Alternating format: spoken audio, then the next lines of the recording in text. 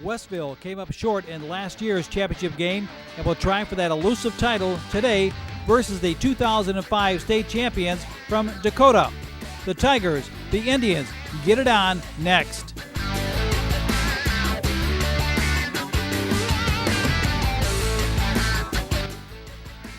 We're at Memorial Stadium as we just finished up with the Class 1A state final for boys football as Galena beat Tuscola. Now we're getting set for the Class 2A matchup. Two undefeated teams in both the Dakota Indians and Westville Tigers. Great looking out today. We got two number 2 seeds, a lot of similarities between this team. For more, let's head upstairs to Dave Bernhardt. Dave? Welcome to Memorial Stadium on the campus of the University of Illinois. I'm Lee Hall, along with former Northwestern quarterback Greg Bradshaw. Belated happy Thanksgiving to you and yours. And Greg, like many of us yesterday at the Thanksgiving table, Westville and Dakota going back for seconds. Dakota, the state champs 2 years ago, going for their second title in 3 years. Westville, second here a year ago. Yeah, they're hungry for the hardware, that 2A state championship. And it's been a great year in 2A, just packed with teams, 7 9-0 teams. We got 2 left. It's going to be a great ball game today. I'm looking forward to it. The Indians and the Tigers both 13-0. You know, it's tough to travel during the holidays, but the road to Champaign is no piece of cake either. Let's take a look at first how the Westville Tigers got here. They beat Gibson City, Melvin Sibley 35-8 in round 1. They got by Tremont on the road. They beat Maroa Forsyth, the defending state champs, in Maroa, and then beat Casey Westfield in the semifinal round a week ago, 27-19. Now for Dakota, easy time past Elmwood Brimfield, 56-14. Sterling Newman, a great ball game. Dakota played their first 3 games at home. They beat Morrison, who was number 1 in 2A before the playoffs started. Dakota was number 1 in 1A before they got bumped to 2A, and then an easy time with Orion, 34-7 in the semifinal. So Dakota, a couple of tests. They're midway through the playoffs, but they come in here on a roll, and they will receive the ball, and we will see Caleb Pratt early and often. He is the key player for Westville on offense. Yeah, if you haven't heard this name, Caleb Pratt, he's phenomenal. He makes people miss. He's had 43 touchdowns on the year, 2,800 yards. It's worth the price of admission and for staying with us for a couple hours. He's fantastic. The all-time leading rusher in the state of Illinois. In fact, he is 18th on the all-time list, number 1 on that list, a guy you might have heard of by the name of Emmett Smith. Here's the key player, Country Insurance key player defensively for Westville. Yeah, it's Jordan Barney. He is a middle linebacker. Don't let that number 18 fool you. He should be wearing 51 if you're a Bears fan, maybe 66 if you're a Packers fan like Nitschke, but he hits, and he's got a big job ahead of him today, stopping that Dakota defense. And now for the Dakota Indians, coached by Jerry Lano, again making their second trip to state in the last 3 years. Let's take a look at their key players, both of them starters on the 2005 team. That's right. Here's Kurt Doffenbaugh. He is the key. They got 3 good running backs. He's the best of them. He's fast. He needs to have a big day, get some big breakout runs today. Look for him to have a great, you see his stats there, 1,200 yards, 21 touchdowns. He's also their number 1 receiver. He started on this team as a sophomore in 2005 when they won state. So did the defensive player, key player for Dakota, Chad Gakey. Yeah, Chad is a physical player. You'll see him on both sides of the ball. He starts at fullback, but he's going to have a big job ahead of him today stopping Caleb Pratt. He's going to have a lot of help from his friends because not one guy can bring Caleb down, but Chad is the key to this hard-hitting, physical defense. Great playoff and state championship experience on both sides of the ball. Let's go to our PA announcer, Jeff Fritzen, for today's starting lineups. She's cold and she's cruel, but she knows what she's doing. Knows just what to say, so my whole day is ruined. 'Cause she's bittersweet, she knocks me off of my feet, and I can't help myself, I don't want anyone else. She's a mystery, she's too much for me, but I keep coming back for more. 'Cause she's bittersweet, she knocks me off of my feet, and I can't help myself, I don't want. Now, ladies and gentlemen, here are the starting lineups for the Class 2A state championship. First for Dakota High School, head coach Jerry Lano. And here's the starting defense for the Indians. At safety, number 8, Derek Shirk. At corner, number 21, Spencer Meinert.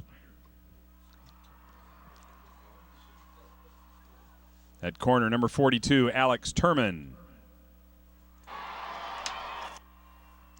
At linebacker, number 23, Cody Jacobson. At linebacker, number 41, Chad Gakey. At linebacker, number 4, Zach Winger. At linebacker, number 27, Kurt Deffenbaugh. At tackle, number 50, Ethan Jansen. At tackle, number 54, Steven Stack. At end, number 52, Wade Detman. And at end, number 53, Phil Piper. Now the offense for Westville. First, head coach Guy Goodlove. At quarterback, number 5, Dustin Billings. At running back, number 33, Caleb Pratt. Fullback, number 18, Jordan Barney. Wide receiver, number 2, Aaron Johnson. At wide receiver, number 12, Kyle Streebing. Tight end, number 99, Chris Hathaway.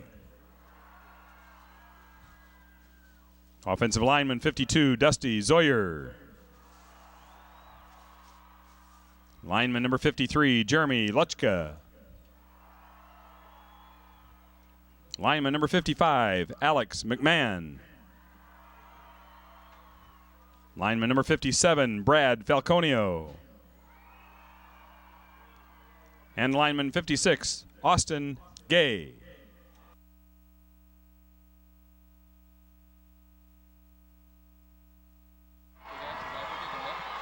And as you can see, the Westville Tigers have their game faces on. Let's take a look at the keys to the game brought to you by Chevrolet. See what's new at ChevyDriveChicago.com. Let's take a look first for Westville, Greg.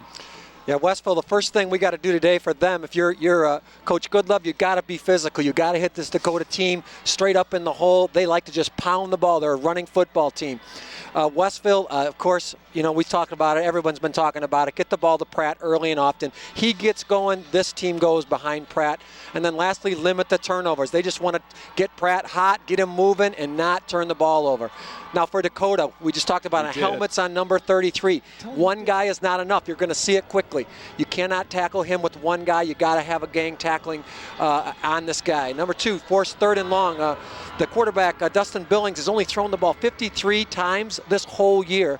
Dakota wants to get them in long yardage. And then lastly, big plays from the quarterback Shirk. They need to have some big throw-outs for long yardage to get on Westville today. Cody Jacobson kicks off for Dakota, and we are underway here at Memorial Stadium. That's Elliott with it going to the far side, finds a little gap, gets out to almost the 30-yard line. He's down at about the 28, where the Westville Tigers at 13-0 will open this ball game. It's always fun to see in the first series who comes out and is settled in. You know, these teams have some experience down here. Obviously, Westville last year, Dakota 2 years ago. But every time you come into the state championship, there's a lot of emotion. A lot of times it can affect the play early in the game. Caleb Pratt is the lone back, the all-time leading rusher in Illinois history. He gets the first pitch to the near side, gets across the 30 out to the 35, where he's brought down by Dakota quarterback Derek Shirk. Here's a look at the starters for Westville: Zoyer, Luchka, McMahon, Falconio, and Gay up front for the Tigers. Then you have Billings, Pratt, Barney, Aaron Johnson, Streebing, and Chris Hathaway, the big tight end for the Tigers. We got a good look at Pratt there in the very first play. One guy out, I think it was Wenger out there one-on-one, makes a quick cut, gets a nice gain. Gain of 8. It'll be 2nd down and 2 for the Tigers. Pratt's in motion this time, and a flag on the play. Looks like we're going to have a legal procedure on Westville. A few open formations here. Haven't seen a lot of this. Dead ball foul, false start, offense, 5-yard penalty, remains 2nd down. There you get a look at today's officials. Congratulations to them for making it to the state title game. Mike Swick, Jim Wagner, Michael Thornton, Matt Greider and Gregory Mullinax. Like that R next to Matt Greider. It doesn't mean rookie, it means referee. So so don't worry if you're watching at home. We don't have a rookie ref, he's their head referee. 2nd down and 7 now. They give to Pratt. He gets outside. And he's very near a first down as he runs out of bounds on the far sideline. Just a simple lead play. Here's a look at the defensive line for Dakota. Piper, Stack, Jansen, and Detman up front for the Indians. Doffenbaugh, Gakey, Jacobson, and Wenger, the linebackers. And it's Turman, Minor, and Shirk in the defensive backfield. And really the strength of this defense for Dakota is their linebacking crew, and they're going to need to play well today. But that's the place you need to be strong to stop the running game. So we'll watch those 4 linebackers. 1st down and 10. It was a first down. Westville at the 39. That was an 8-yard pickup by Pratt. Man in motion is Barney. Here's Pratt, another pitch. He's trying to get outside. He's got a man in pursuit. He gets back to the line of scrimmage and not much more. Good defensive pursuit that time. Ethan Jansen in on the stop. Time now for our look at our CarX X's and O's. CarX Auto Service, your neighborhood car care center. And you can see Dakota's front 4 with a little edge as far as the weight goes. And that means Westville might be a little quicker off the ball. Yeah, but they're physical. I mean, that's what they've been talking about. They're not really very big, but they've been very physical all year. Open up a lot of holes for Pratt. Brings up 2nd down and 8. Barney and Pratt in the eye. Man in motion is Johnson to the far side. Billings back to throw his first pass attempt. Looks back the other way. It's complete. And that's Barney for not much. Tried a little misdirection screen there, but Zoyer just snuffed it out, did a great job staying home. They rolled out to the right, tried to catch them overflowing towards the right, and then came back with the screen, but good pursuit by that Dakota defense, setting up 3rd and long. Really the position they want to put Westville in all day is 3rd and long and force Billings to throw the ball. 3rd and 7 for the Tigers on the opening drive of this 2A state championship game. Both teams 13-0 coming into today's action. Billings in the shotgun. 3 receivers right. He's back to throw again on 3rd and long. Pumps once, has a man at the 50. That's Barney. And depending on the spot, it looks like he will have a first down. Nicely executed there. They had a tight trips formation and sent 3 guys out right together, and does a nice job. Here's the replay. Here's Billings looking. He sees Barney open up right in the middle. He makes a nice catch. Now you get to see the physicalness here of Barney. He does not go down easily. Here it is again from another angle. Nice catch, goes up. He's right at the first down marker and does a little bit extra push there to get the first down. His 20th reception of the year. And makes it first down. Westville at the just on the 49-yard line of Dakota. Billings back to throw again. Has a man, it's Barney again. He's inside the 30, the 20. Couple of men to beat at the 10, and he's down at the 6-yard line. A pickup of 43 on the connection between Billings and Jordan Barney. Great call by Coach Goodlove. You know, we're all wanting to see Caleb Pratt. You know, Dakota's thinking the same thing.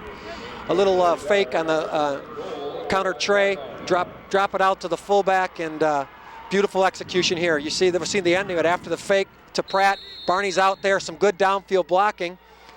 Great tackle by Gakey, otherwise it's in for 6 points. Westville relied on the run a lot this year. Billings served a 4-game suspension, and they ran with Pratt a lot. 82% of the time they stayed on the ground, but they've come out throwing here in the opening moments. It's Billings again out of the wishbone. This time his pass is picked off. It's picked off by Alex Turman, and it'll be Dakota ball. The defense bends but doesn't break. Wow. You know, maybe Coach Goodlove falling in love with the pass a little bit too much. 1st and goal at the 5, all-time leading rusher, and he decides to play a little trickery here, and it comes back to haunt him. Here you see the fake.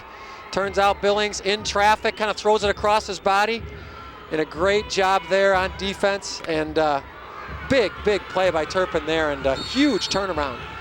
And Dakota's backed up, but a big stop for that defense.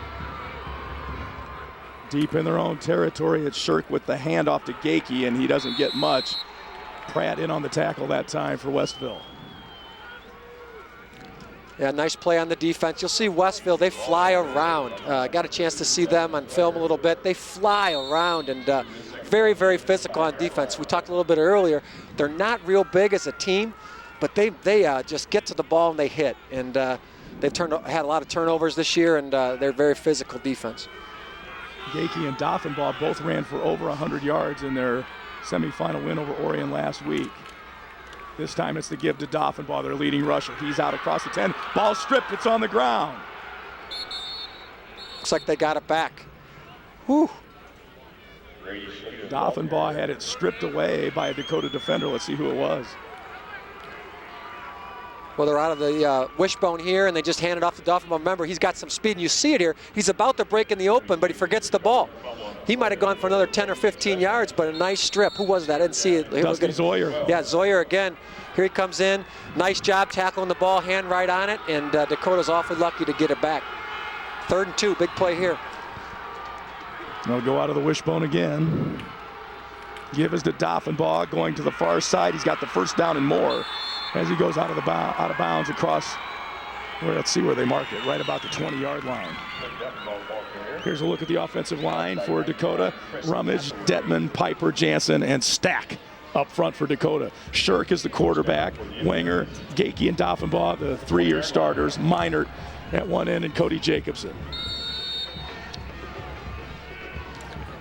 Nothing fancy there for Dakota. Just turn and give it on the sweep out of the wishbone for the first down. This time they'll go out of the eye.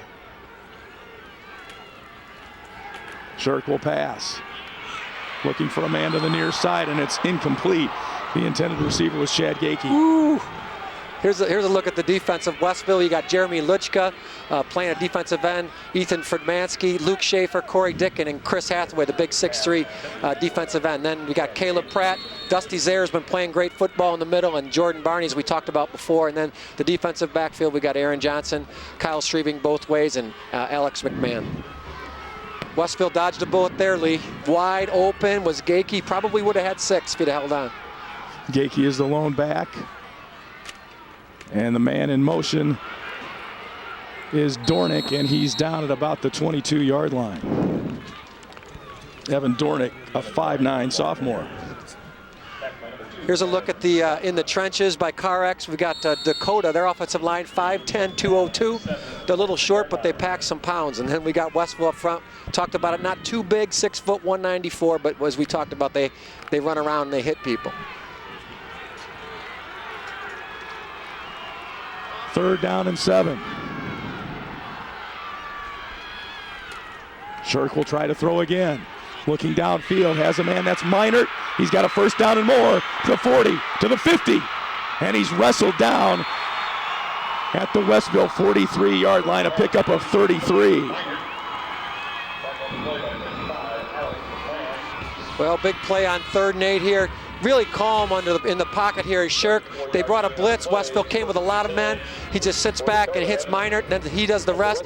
Does a great job getting the ball down the field in Westville territory. Here's another look. Just nice job standing in the pocket, taking the blitz and getting rid of the ball for a big gain. 1st and 10 from the 43 for the Indians. The handoffs to Doffenbaugh. He bounces outside a little bit. Still on his feet. And horse-collared at the 30 by number 55, Alex McMahon, or he would have been gone. Here's a good look at Doffenbaugh and why he is the player to watch in this game. Here he comes, he bounces outside. There you got Barney, you've got there comes Pratt in there. Everybody's there. He breaks free, gets another next about 8-10 yards. Great second effort by Kurt Doffenbaugh, and we'll probably see a lot more of that today. He's a hard runner. 1,200 yards this year, a little bit better than that. 1st and 10 now. Here's Doffenbaugh on the inside. He's gone. He's gone. There he goes. Kurt Doffenbaugh, 30 yards on the carry, and it's a touchdown, Dakota.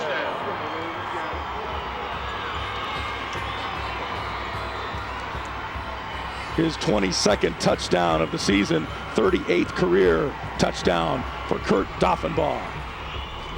Wow, what a chain of events. Down on the 5-yard line, Westville going in and makes a mistake, and Dakota takes advantage and drives 95 yards. Great drive from Dakota. Big turnaround. 8-play drive. The extra point up and good by Rupp now. And it's a 7-0 Dakota lead with 5:13 to go here in the first quarter of our 2A state championship game.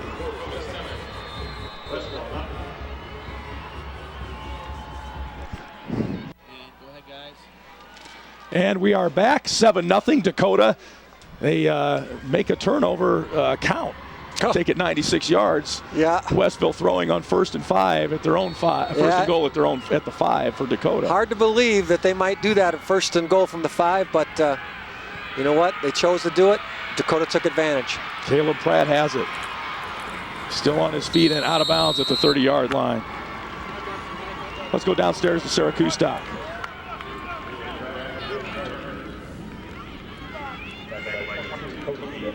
I know they've been playing since 1912, and this is only the 4th time in their school history that they've had double-digit wins. Now for Dakota, they last placed and won a state title game in 2005. And for head coach Jerry Lano, in his 19 years, this will only be the 2nd time in his coaching career at Dakota that he has had double-digit wins. All right, Sarah, thanks a lot. 1st and 10 for the Tigers. Pratt around the far side. Doffenbaugh had a hand on him, and now he's brought down by a couple of tacklers after a gain of maybe half a yard. He didn't get much. Good pursuit.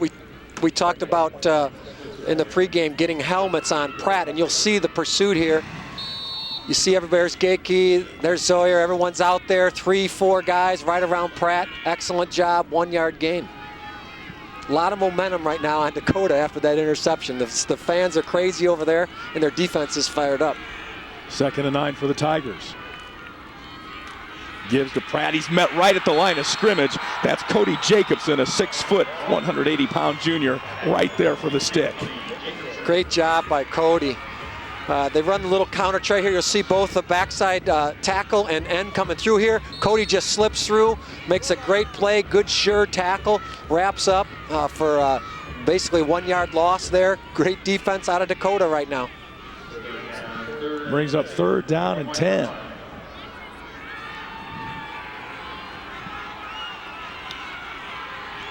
Passing situation here for the Tigers. We saw them have some success with that on their first drive.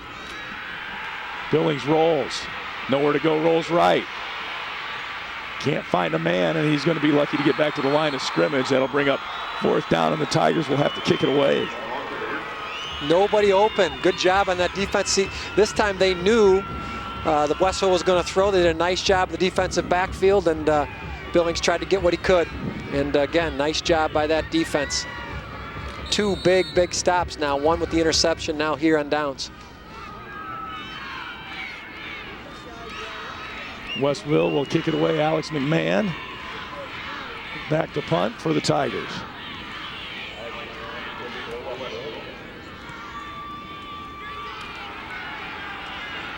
Ball's away, and Dakota will just let it bounce. And they will take over at their own 44-yard line.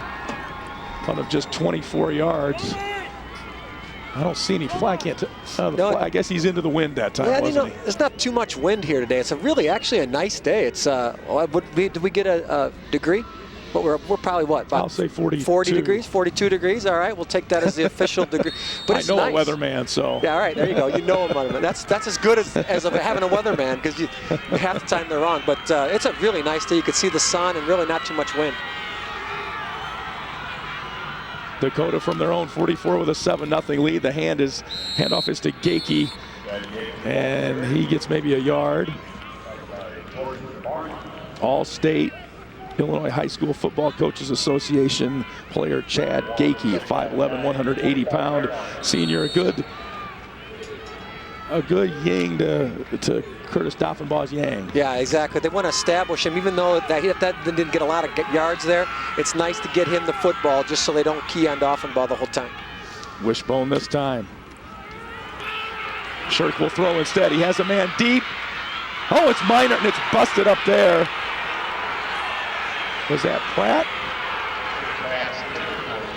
That was great defense there by Aaron Johnson. Aaron Johnson, yeah. He is wide open here. He comes great fake. He's wide open. The ball hangs up just a little bit, and Aaron Johnson has enough time. You can see he's got his back to the receiver because he was beat, but the ball hung up just enough, and Minor couldn't bring it down. You see he was wide open. The ball was a little bit underthrown, enough for Aaron to come back and make a big, big play. Aaron Johnson, a 5'7", 140-pound senior. Gakey is the lone back. Winger on the move. Doffenbaugh up the middle. He's stuck there at the line by Austin Gay, number 56.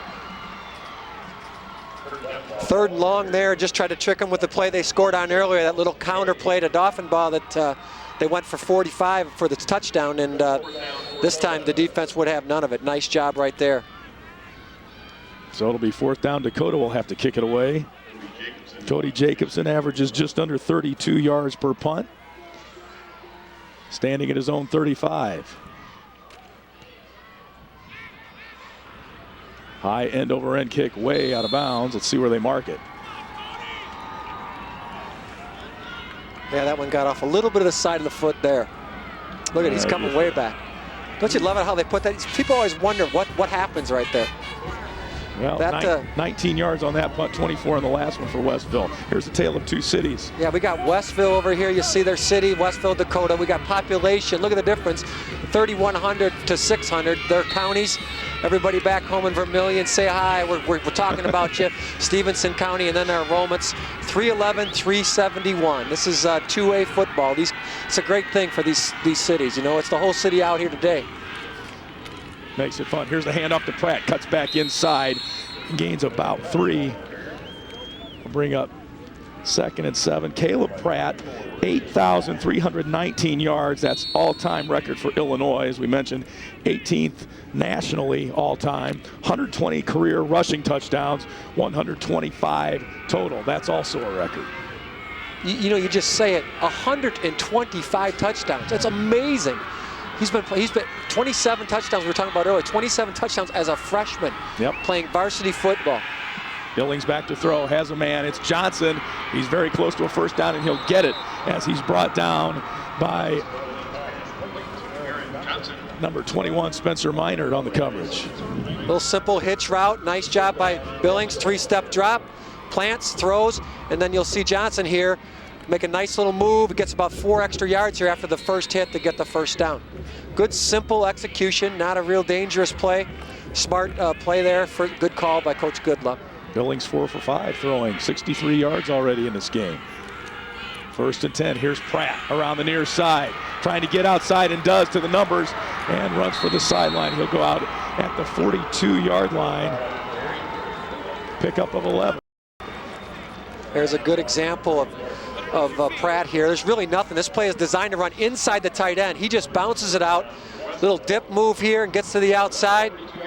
And they say he's not that fast, but he's got corner speed. He was around that corner very quickly. You can see it here. Guy Goodluck told us earlier this week he can put guys from our area in a track race against him, and they'll beat him, but not on a football field with pads on. Yeah, no you way. get him on that football field, he runs.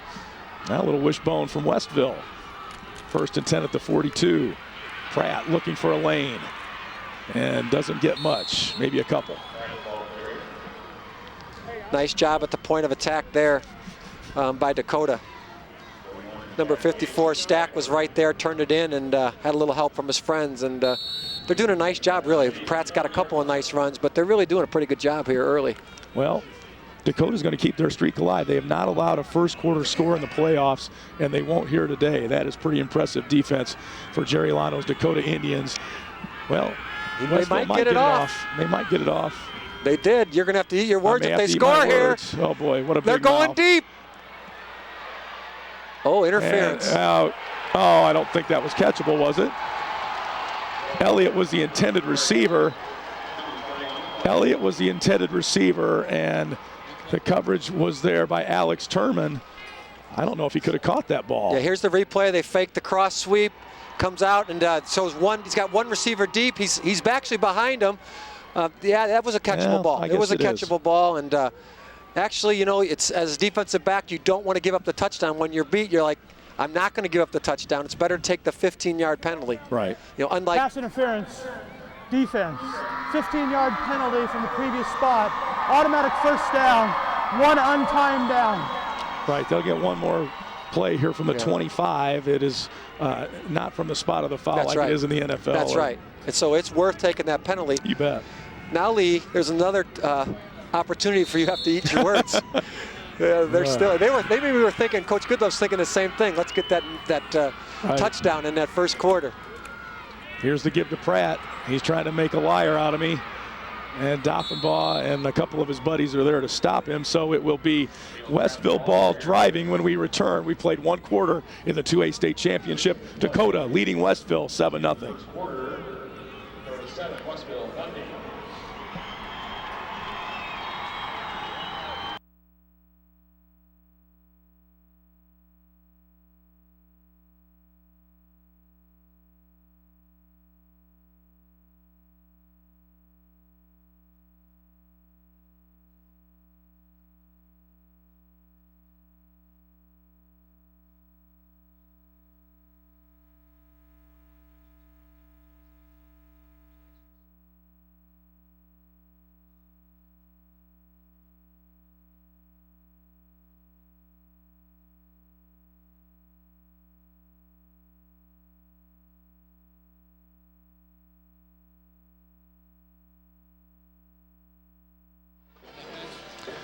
Lee Hall, Greg Bradshaw, and the Westville Tiger fans out in force here today at Memorial Stadium. I saw a family over at McDonald's before we came in, and it was a dad and his little kids. They had T-shirts painted, but they only had enough for Tiger. They didn't have an S. So they need one more. They got to get busy. Yeah. Let's get one more in that Mom family. and Dad got to get to work there, showing that Tiger spirit. Yeah, you got to like it. I'm sure those are some of the former Westville Tigers that have played in years gone by. Yeah, they're like the rest of us. They aren't playing at the playing weight anymore. They put a few on since the old days. But, boy, we were good back then. Oh, yeah. We were good. Be second down and 4 for Westville from the Dakota 19-yard line. Westville second to Maroa Forsyth last year. Dakota state champions in 2005. Here's the pitch to Pratt to the far side. Still on his feet and brought down at the 15 by Chad Gakey. He had 9 tackles in Dakota's win over Newman in round 2 of the state playoffs. Dakota came with a 7-man line there, lined up 7 guys across the ball, and a nice call. Get the ball outside. You don't really want to run inside with a 7-man line, and got it outside, and really Caleb got an extra 4 yards after first contact there. He's a little out of sync, though. I don't feel, from watching Pratt, he's just not, like that cut, normally he makes a full speed cut. I think he's a little out of sync. I think he's not yet in his rhythm yet, and I think it's because of what the Dakota defense has been able to do. First down and 10, Westville, hand off the inside, and that'll be good for a couple of yards. Barney with the carry that time. Nice defense inside by Stack and Gakey. Seeing that little trap play, those 2 linebackers came up and made a great hit in the hole. Be second and 8 now for Westville. You know, the second leading rusher on that team, Barney, only had 2,800 yards for Pratt and 500 for Barney. Pratt is their guy. He has the ball this time to the near side, tries to cut inside, and nothing there. Doffenbaugh with the tackle, brought down for a loss, and there's a flag on the play. If it's holding, I'm sure they're going to decline it because that was a big loss, about a 4-yard loss. Yeah, I would think they'll decline this penalty after that 4-yard loss. More than that, they marked the ball way back. That's like an 8-yard loss.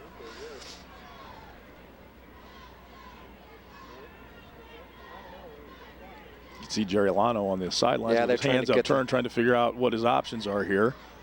Oh, no, they've moved that ball back now. Yeah, it was. Yeah, they had that ball back. It was to the 16, not the 21. They moved it back. Eagle block in the back on the offense. That's a 10-yard penalty. Repeat, second down. Yeah, originally they had marked the ball back for about an 8-yard loss, and then they remarked it about 4. And so Coach Lano decide to take the penalty here.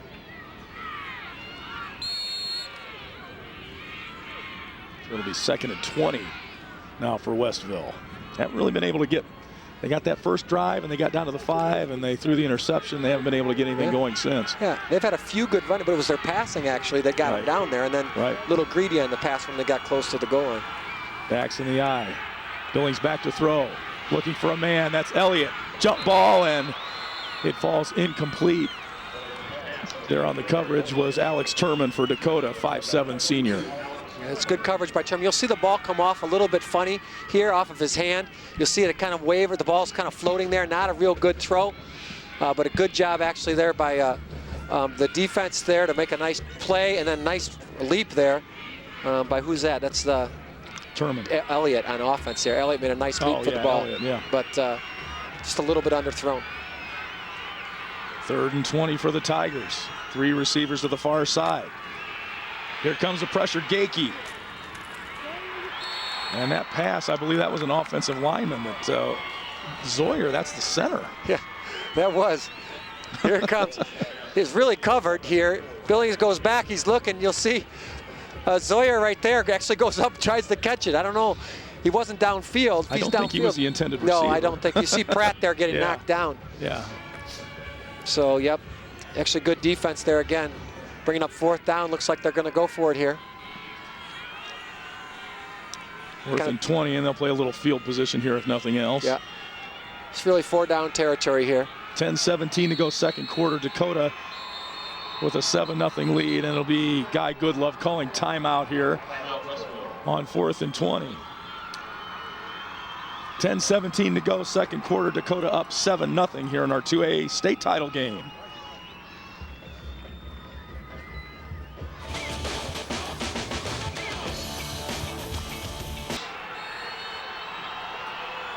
So it's 4th and 20. The Tigers are going to go for it from the 25. Billings back to throw, has time. Looks for Johnson, and it's knocked down. Nice play that time by Spencer Minor, the 6-foot senior. Just playing defense there, went up and knocked it down, didn't want to intercept it. Yeah, that's smart. You know, that's good coaching. Go ahead and knock it down here. Otherwise, you get the ball, you know, right there, maybe on about the 10-yard line. Minor does a good job, smart, and knocks it down. You see Billings really struggling a little bit early with just throwing a good ball. He's got a little bit of a quack going there, and he's a better quarterback than that, and I think he'll get it going. But you said it, he's not used to throwing this. No, they don't throw it. Like, he's thrown what, maybe how many passes he's thrown? 53 passes on the all season year, coming into today. and he has probably eight throws already this game. Yeah, he was 4 for 5 in the first quarter. Shirk will drop back to throw for Dakota. A lot of pressure, has a man. Gakey can't get to it. Jordan Barney was there in the coverage for Westville. Yeah, good coverage. You know, it's these two teams are running teams, but we're seeing a little bit different here throwing the ball. Here's the scoring on the year for Dakota. During the season, 35 points a game and 12 holding their opponents. And really the playoffs, they've stepped it up on defense there. And pretty much a similar story for them in the regular season versus the playoffs. These two teams really offensively are very similar. I think the average Westville 34 points a game and 32 points a game for Dakota. 2nd down and 10 for the Indians. Wenger in motion. He'll take the handoff and go to the far side. Out to the 30. He's going. Here comes Caleb Pratt. He's the only man that can catch him, and he does. Caleb Pratt brings him down at the 29-yard line. That's a gain of 46 for Wenger. Nice job. Again, the same play, this little counter play. Here comes Wenger, he catches the ball, nice job out front. There you see Zoyer with a nice block, and then Wenger's off to the races. Only Caleb Pratt is able to chase him down. Great play by Wenger there. Here it is again, another good look, the cross sweep. Here's the block that springs him right there. Look at Caleb run him down right here. Big gain though. Dakota wanting more. Wenger, a 5'7", 170-pound senior. The give this time is to Doffenbaugh. He's down across the 25, down at the 24-yard line. See Wenger there, his brother Matt, remember him a couple of years ago? Oh yeah. Matt was phenomenal. He was really our player of the game, offensively, defensively, and just carried the team on his back to that state championship. Got a chance to see Matt play over at North Central. He's playing over there at linebacker at North. So they had a big game tomorrow against Whitewater, second round of Division III playoffs. But Matt is doing a great job over there. I'm sure. I don't know if he's here today. Be interesting to see if Sarah could find him. But so got a good family bloodline there. 2nd and 5, Dakota. Doffenbaugh right up the gut this time for a couple. 27, Kurt Doffenbaugh again on the carry.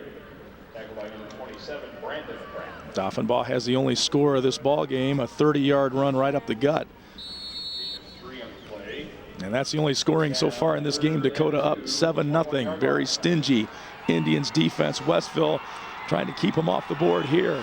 3rd down and 2. Big play here for the Indians. Out of the wishbone.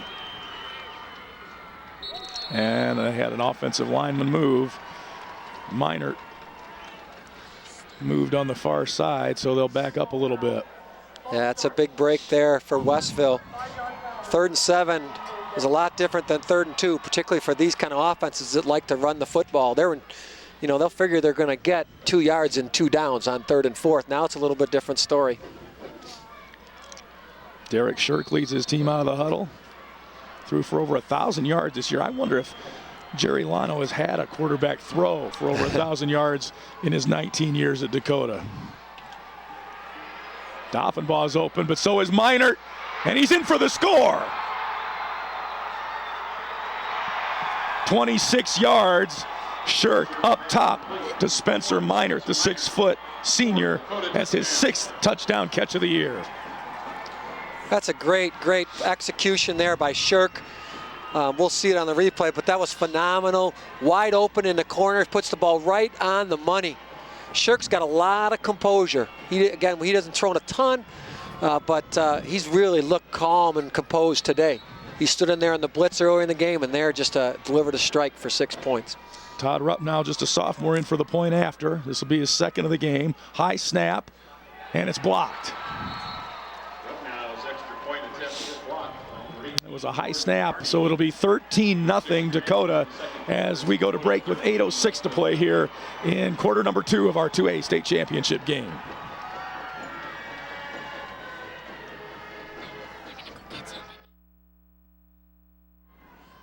Here in the second quarter of the Class 2A state final game, Dakota leads Westville 13-0 in the second quarter. And even though Westville is down, their coach, Guy Goodlove, knows a little something about making turnarounds. He's in his 13th year coaching. His first 2 years starts out 0-9. Next 2 years after that, 2-7. 3 years ago, he was 10-3 with 3rd place. And just last year, 13-1, 2nd place. See what he can do today. Now, Elliott's trying to make something happen for Westville after the kickoff. He's still on his feet, but going the wrong way is Derek Elliott. It'll be 1st and 10 for the Tigers from their own 18-yard line. Nice job by Dakota staying in their lanes. Tries to bring it all the way across the field as Elliott, but Dakota was waiting for it. It's a good look at Minert. Has had a really good start to this game. 2 big receptions for Minert, including that touchdown. Just doing a great job on both sides of the ball, really. Sarah talked about the 2 0-9 seasons for Guy Goodlove to start things at Westville. They'd only had 2 winning seasons in 26 years before he arrived in 1995. So he has created a tradition at Westville. They're down 13-0 here as they give us to Caleb Pratt, their record-setting running back. He's out to the 20-yard line, pickup of just 2, and he's had some rough running here today. Yeah, he had a couple good runs early, little 10-yard runs, but look at him, he's shaking his head a little. He's a little frustrated right now. Thing is, really, with Westville, you just want to make sure you don't make another big mistake. It's only 2 touchdowns. This team is capable of coming back, but you don't want to get out of your game plan. You know, Coach Goodlove doesn't want to get greedy. You still got that best running back in Illinois history. Pump him the ball. He'll take the pitch this time and come to the near side as Dakota tries to strip him of the football. He's out across the 25 to the 26-yard line. So he's over 50 yards in the first half, but it's been a very quiet 50 yards. Yeah, I think we're so used to hearing the great accolades and seeing him before. You know, we saw him last year. He makes big plays. He hasn't had that big play yet. So he's just getting that 2-3 yarder, then breaking 1 for 10. But he certainly has the capability to make big plays, and that's the thing we haven't seen yet. Brings up 3rd down and 1 for the Tigers. Dakota's defense having something to say about that so far.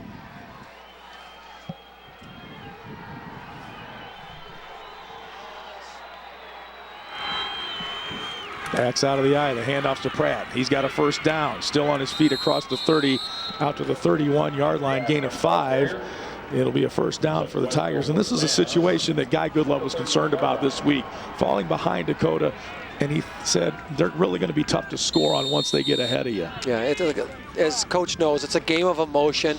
And when both teams are undefeated, there's a lot of confidence in the game. And when you get down and you've won, a lot of times your confidence can be shaken. The other team can really gain momentum, and kind of that's what we've seen early. Is Dakota's had most of the momentum in this game after that interception. Westville's defense has been a little bit more generous in the postseason, as you see there. Here's Pratt trying to get outside, and right there is Turman. Alex Turman rides him to the out-of-bounds marker, and I don't think he did not. He got back to the line of scrimmage, and that'll be it for Caleb Pratt. Yeah, here's the replay here. Again, it's just this outside lead, and he tries to bounce it to the outside, and Turman's waiting for him out there. Pratt almost shakes him off here, and then just slips and loses his balance. But great job by Turman not letting him get to the outside, forcing him back, making sure that there's no big play there for Caleb Pratt. Great pursuit. 2nd and 10 now for the Tigers. Billings back to throw. It's Pratt coming out of the backfield, loses the football. And the Tigers will get it back. Number 99, Hathaway, hops on it. Those are huge plays right there, turning point plays. Nice job in the backfield here. See Billings with a good fake to Pratt. Just dumps it out here into the flat. Nice job. Sorry, that was Barney. That's Barney coming. Just loses it. Doesn't even get a hit. Just loses it. It's sitting right there. Here comes Hathaway. That 6'3" frame jumping in there on that ball. Big, big play. Jordan Barney breathing a sigh of relief and giving a pat on the back probably to big Chris Hathaway, the 6'3" tight end. Here's the handoff to Pratt. Looking for yardage outside. Nice block that time by Streebing, and it'll be a first down for Caleb Pratt. Number 12, Kyle Streebing, had a nice block out there in the left flats. Pickup of 11. Yeah, here's a good look. This is the outside stretch play. You see Barney coming all the way outside, getting the corner on Winger, and then here you see him breaking the block of Turman there. Nice job. You know, Caleb will probably be the first to tell you that those big plays that he has, those guys are downfield, working hard, those particularly those wideouts, making the big blocks to spring him, and there was a good example there. And you talk about his record-setting yardage and touchdowns, and he says those records really belong to my linemen. Well, and there you see a receiver out there blocking for him downfield that time. 3 receivers to the near side. It's first down and 10 from the 44 as Elliott goes in motion. Pitch to Pratt, reverse to Elliott. Looking for room, and it's sniffed out that time. Gakey on the tackle, loose ball, but they'll rule he was down at the 48-yard line. That'll be a loss of 4 as Westville tries to pull a trick out of the bag there. Here's a little razzle-dazzle. They start in the tight slot, or the tight trips there. They bring Elliott back to the trip side, which is kind of odd, but yep, they try it, and they're just waiting for it right there. Good pursuit. You can see here, there's the handoff from Pratt. Nice job. Look at Gakey hustle. That frame running. Look at he's just fired up. Their whole team right now, that defense is really fired up. Westville will take a timeout. That's their second. You know, part of the challenge, you know, when you're a team like Westville that's dominated here, is you just are a little bit impatient. You're getting a game. You're just so used to scoring almost at will. Pratt getting 300 yards a game. You're just so used to that you get a little concerned when you're not scoring. So you try to make a big play. You try a reverse. First down. They've been getting 4 or 5 yards with Pratt. Nothing wrong with that. Here's a little look at the playoff history here. Westville's only been in 6 times. It's really been over the last few years where Coach Goodlove has really got this program headed in the right direction. You see Dakota 15 consecutive appearances, 4 for Westville, 10 for Dakota. What's that mean? I'm not smart enough to know ops playoffs. What's that mean? All right, opponents in the playoffs. All right, that they played this year. Westville only played 2 teams that were in the playoffs. You see Westville there 4. Playoff record 14-5. While they've been only in 6 times, when they've been successful. And you'll see that titles. That's the thing that they want to erase today on Westville is that 0, make it a 1, and Dakota, of course, 2 years ago. So two relatively strong programs over the last few years, and they're meeting head-to-head today, both undefeated. And I think there's a lot of football left to be played, and Westville, I think, just needs to continue to be patient. Yeah, Dakota. Remember the NUIC conference, and 5 teams made the playoffs out of that conference, including Dakota. Here's Pratt getting outside. There's a flag on the play. It would be close to a first down, but there's a penalty, and it comes from a spot where you would believe it's against Westville. Yeah, it looks like they're going to get Kyle Strebing on a block down the downfield. Caleb made a real nice move to elude the defender, and yeah, Strebing was downfield working hard, but just unfortunately, I think it's going to get called for the hold.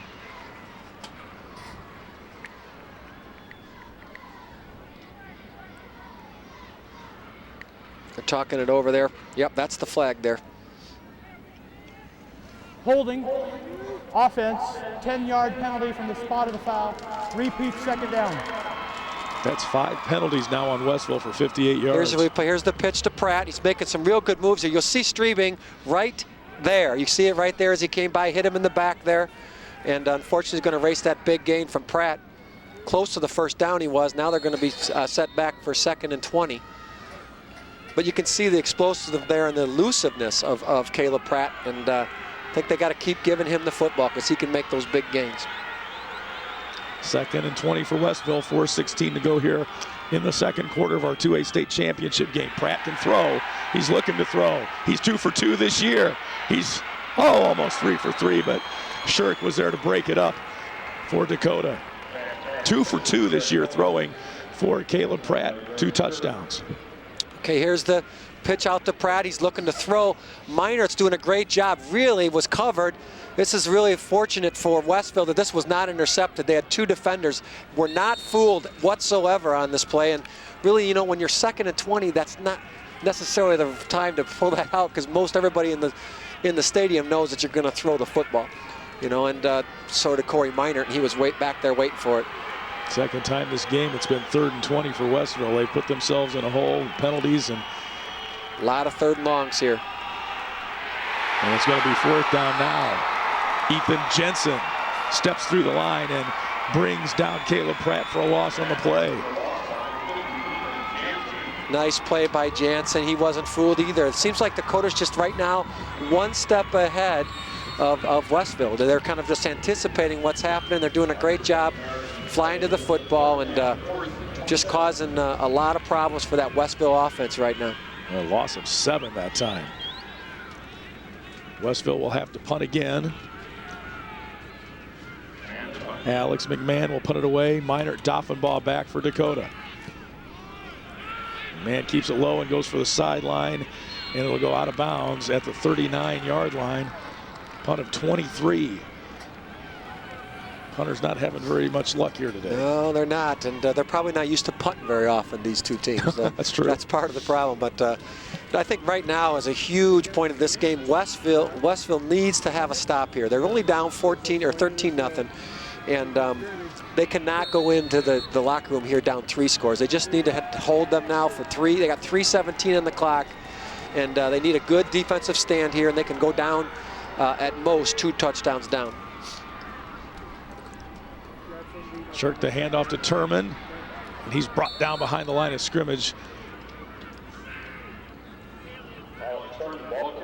And that's Jordan Barney on the tackle. They tried the cross sweep here. You'll see the fake the Gakey, cross sweep here, and then you see Barney coming in. Nice play, gets off the blocker, and he is a sure tackler. No extra yards there. Barney is a very physical player and really the key to that defense. 2nd down and 10.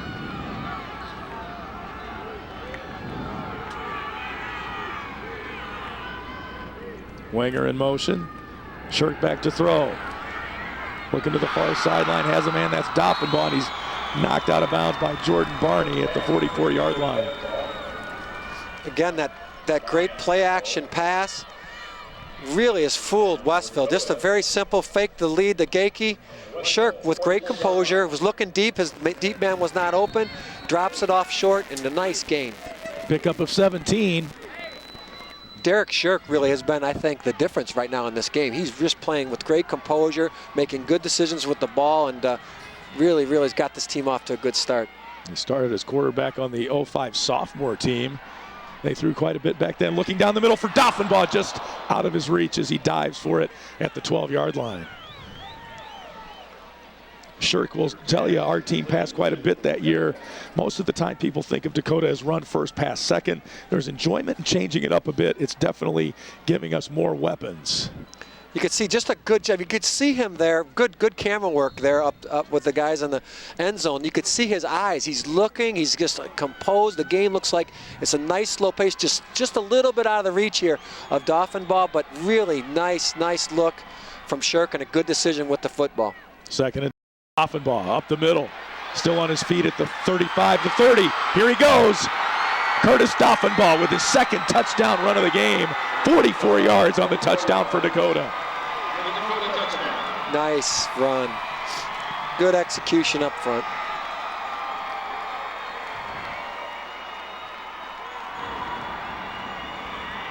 Doffenbaugh with his second touchdown of the day, number 39 of his career. Yeah, you can see he breaks some tackles, and then when he gets out in the open, he's got good speed. Showed it there. Looks like we're going to go for 2 here. Dakota wants to get back on the right number on 21, and there looks like they're going for 2. Little confusion there. 4-play, 61-yard drive took a minute. Up 19-0.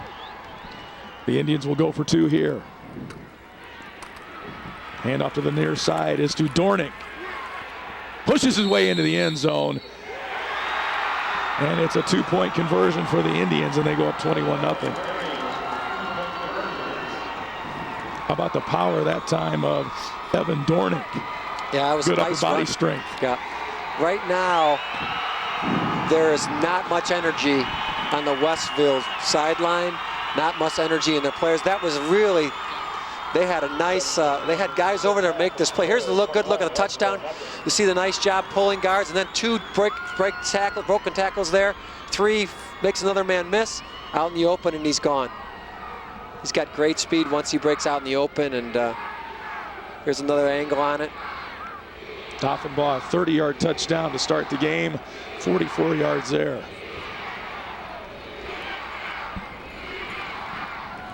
Yeah, Dakota's got a lot of energy on their sideline. Really, Westville is, they need a big play. They really do. They got 2:17 now.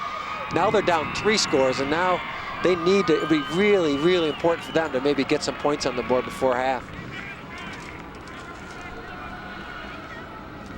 Caleb Pratt walks back to receive this kickoff, trying to get something going.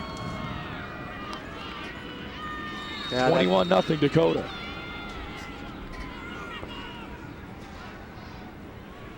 And that's Jacobson with the kickoff. Rupp now does the extra points and field goals. Here's Streebing with it out across the 30 to the 31-yard line. And that's where Westville will take over with 2:08 to play here in the second quarter. The Tigers are down 21-0. It's been a really different game since that first interception that they had on the goal line. Westville drove that ball down early in the game. 1st and goal in the 5, and it's been just a great big turnaround since that play. Yeah, how huge was that? Just changed the tone of this game. Westville has 2 receivers to the near side. Hand off to Pratt, and he's brought down after a gain of 4. Almost broke that one.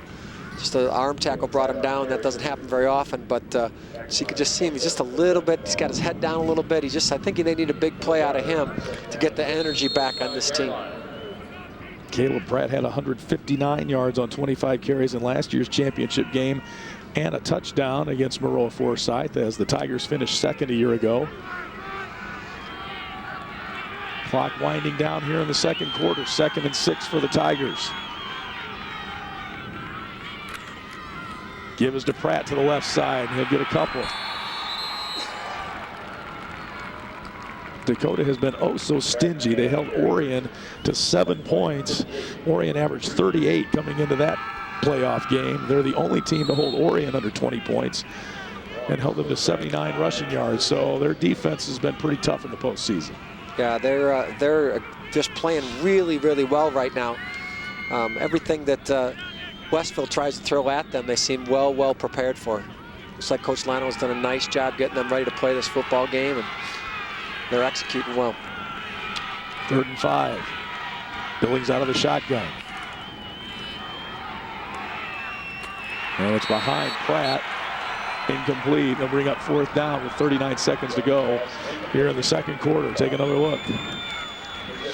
They try to hit Pratt coming out of the backfield here, just on the right of your screen. Pratt's going out to the flat. Throws it just a little bit behind him. Ooh. Yep, Dolphin-ball's there. That's a clean hit. He thought he'd catch the football. Just a clean hit, but it's going to bring up punting situation now for Westville.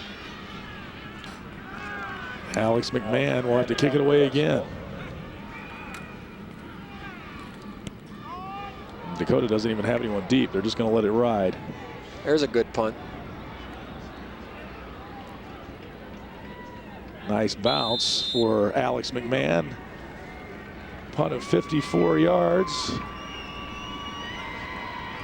And Dakota will take over with 27 seconds to go here in the second quarter and a 21-point lead.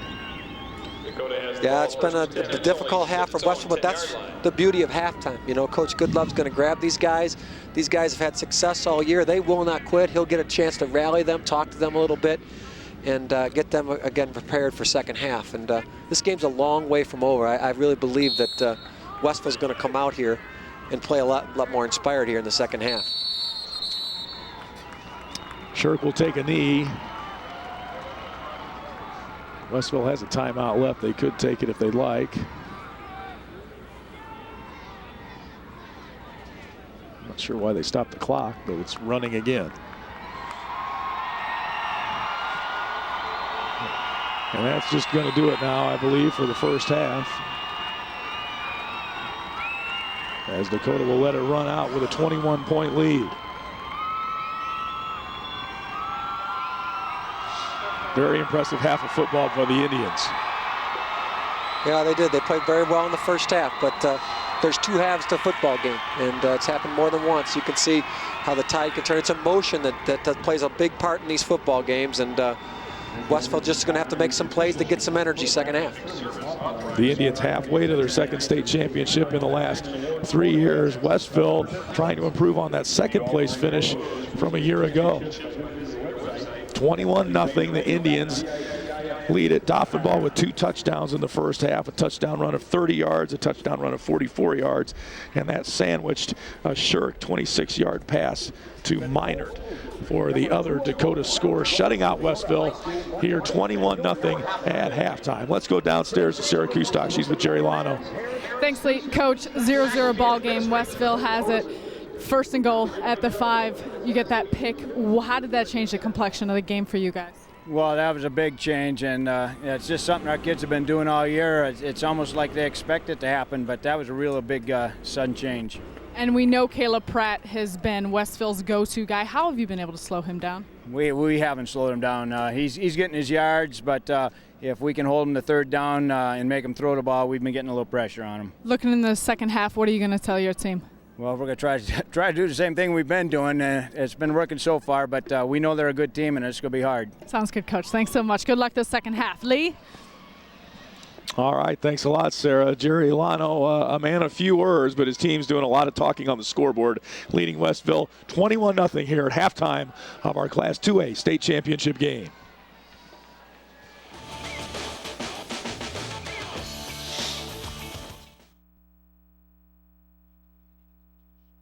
In their quest for their second state title in the last 3 years, 21-0 over Westville. And we welcome you back to Memorial Stadium along with Scott Hamilton from Unity High School and Jason Kirby from Sherrard High School. I'm Dave Bernhardt, and Jason, Sarah was asking Jerry Lano just moments ago. I mean, 21-0, it's a halftime score.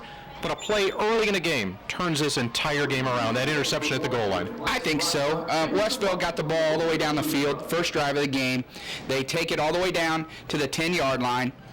throw a play action pass on a boot, and it looked like the receivers might have had a mix-up in their routes. There are two right together. Quarterback throws the ball kind of lofting, and it gets picked off. So I think without a doubt that was a game changer. And it was 0-0 at that time, but yet still, that would have. The play action pass got him down there, though. It was a big play to get him down there, and guys won a lot of ball games, and I'm sure doing those types of things, and thought people would be ganging up on Pratt around the goal line. I thought it was a pretty good call, and the kid just left it hanging out to dry a little bit, and Dakota's closing on the ball very, very quickly. We talk offense so often, but it so many times, of course, is a defense when you get to the championship games. And that's what Dakota has done. They once again have shut out Westville, but in effect, they've shut out Caleb Pratt, a young man who is will be in the national record books in rushing, almost 3,000 yards this year. Well, a guy that averages 240 a game, he's got 60 in the first half.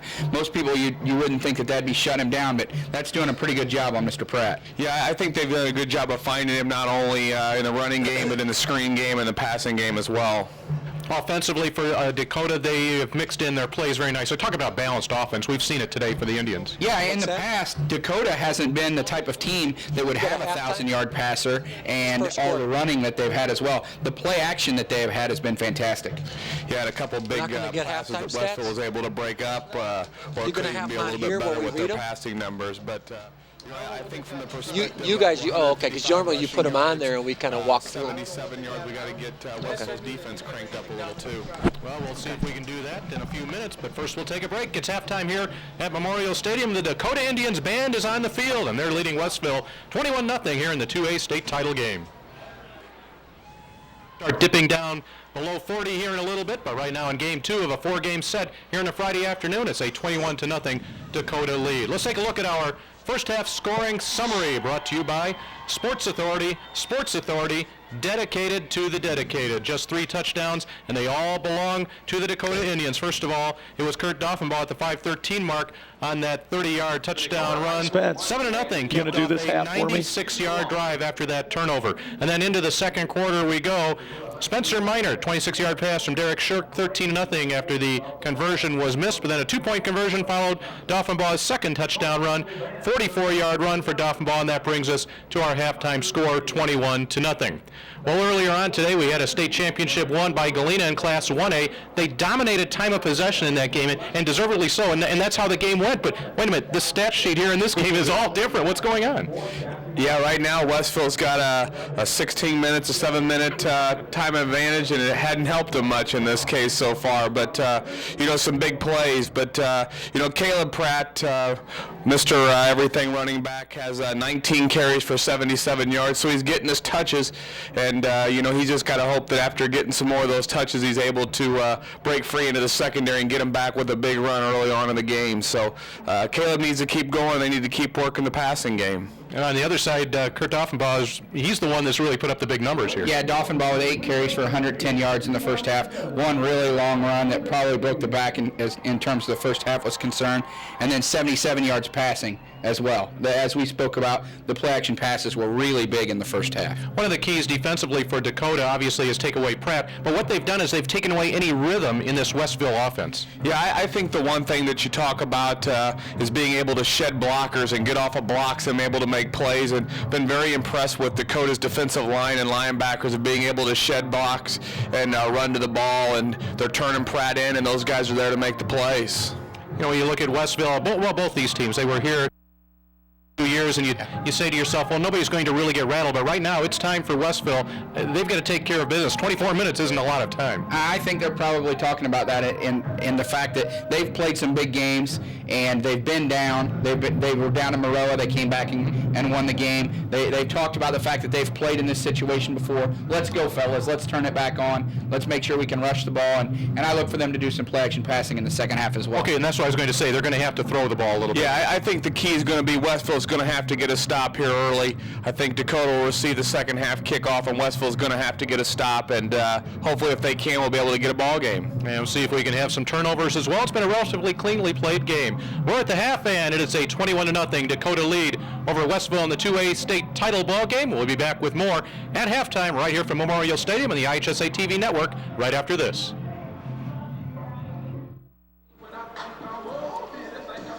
Belongs to the Dakota Indians. They lead it 21-0 over the Westville Tigers here in our 2A state championship ball game. Dave Earnhardt along with Jason Kirby and Scott Hamilton. Let's take a look at our Honda halftime highlights. Honda featuring the all-new 268 horsepower Accord V6. Early on, first drive of the game for Westville, they took it down to the 5-yard line, and this was one of the key plays of the game. The interception picked off by Alex Turman at the goal line. He gets it out to about the 4-yard line, and that was the beginning of a Dakota drive that would eventually amass 96 yards. Quarterback Derek Shirk looking downfield, and he's going to get it to Spencer Meinert. This is a big play that got things into scoring position for Dakota. The first really big gain for the Indians today. Then it was Kurt Doffenbaugh. We've talked about him a lot today. Doffenbaugh, 30 yards, right up the middle, great cut up the middle. He'll take the distance, not touched, and that does cap that 96-yard drive and a 7-0 lead for the Dakota Indians. Right on back comes Dakota. To the air, Shirk. He's going to find his favorite receiver today. That's Meinert, and Meinert's going to just find that pylon on the near side of the end zone. 13-0 Dakota. And then finally, Doffenbaugh one more time, put it in the big man's belly, and off he goes, almost identical to the touchdown earlier. This one about 14 yards longer, 44 yards, takes it the distance. 2-point conversion is good, and that's where we sit, 21-0.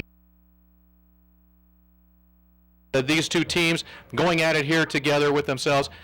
Dakota, it's sustained, right? I mean, just keep it going. Whatever you did those first 24 minutes, let it roll. Yeah, there's no doubt about it. I think he's going in talking about, I'm sure a few things is what they can do to continue to stop Pratt and some minor adjustments, but it's going to be, let's do a lot of the same things. Adjustments, and I always am interested.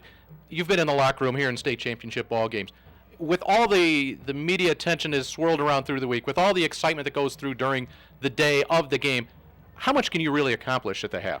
Oh, it's like all the other halftimes. I mean, your kids realize there's a game going on, and really once the game starts, you really understand that it's a football game, and nothing else is really going on in those kids' mind.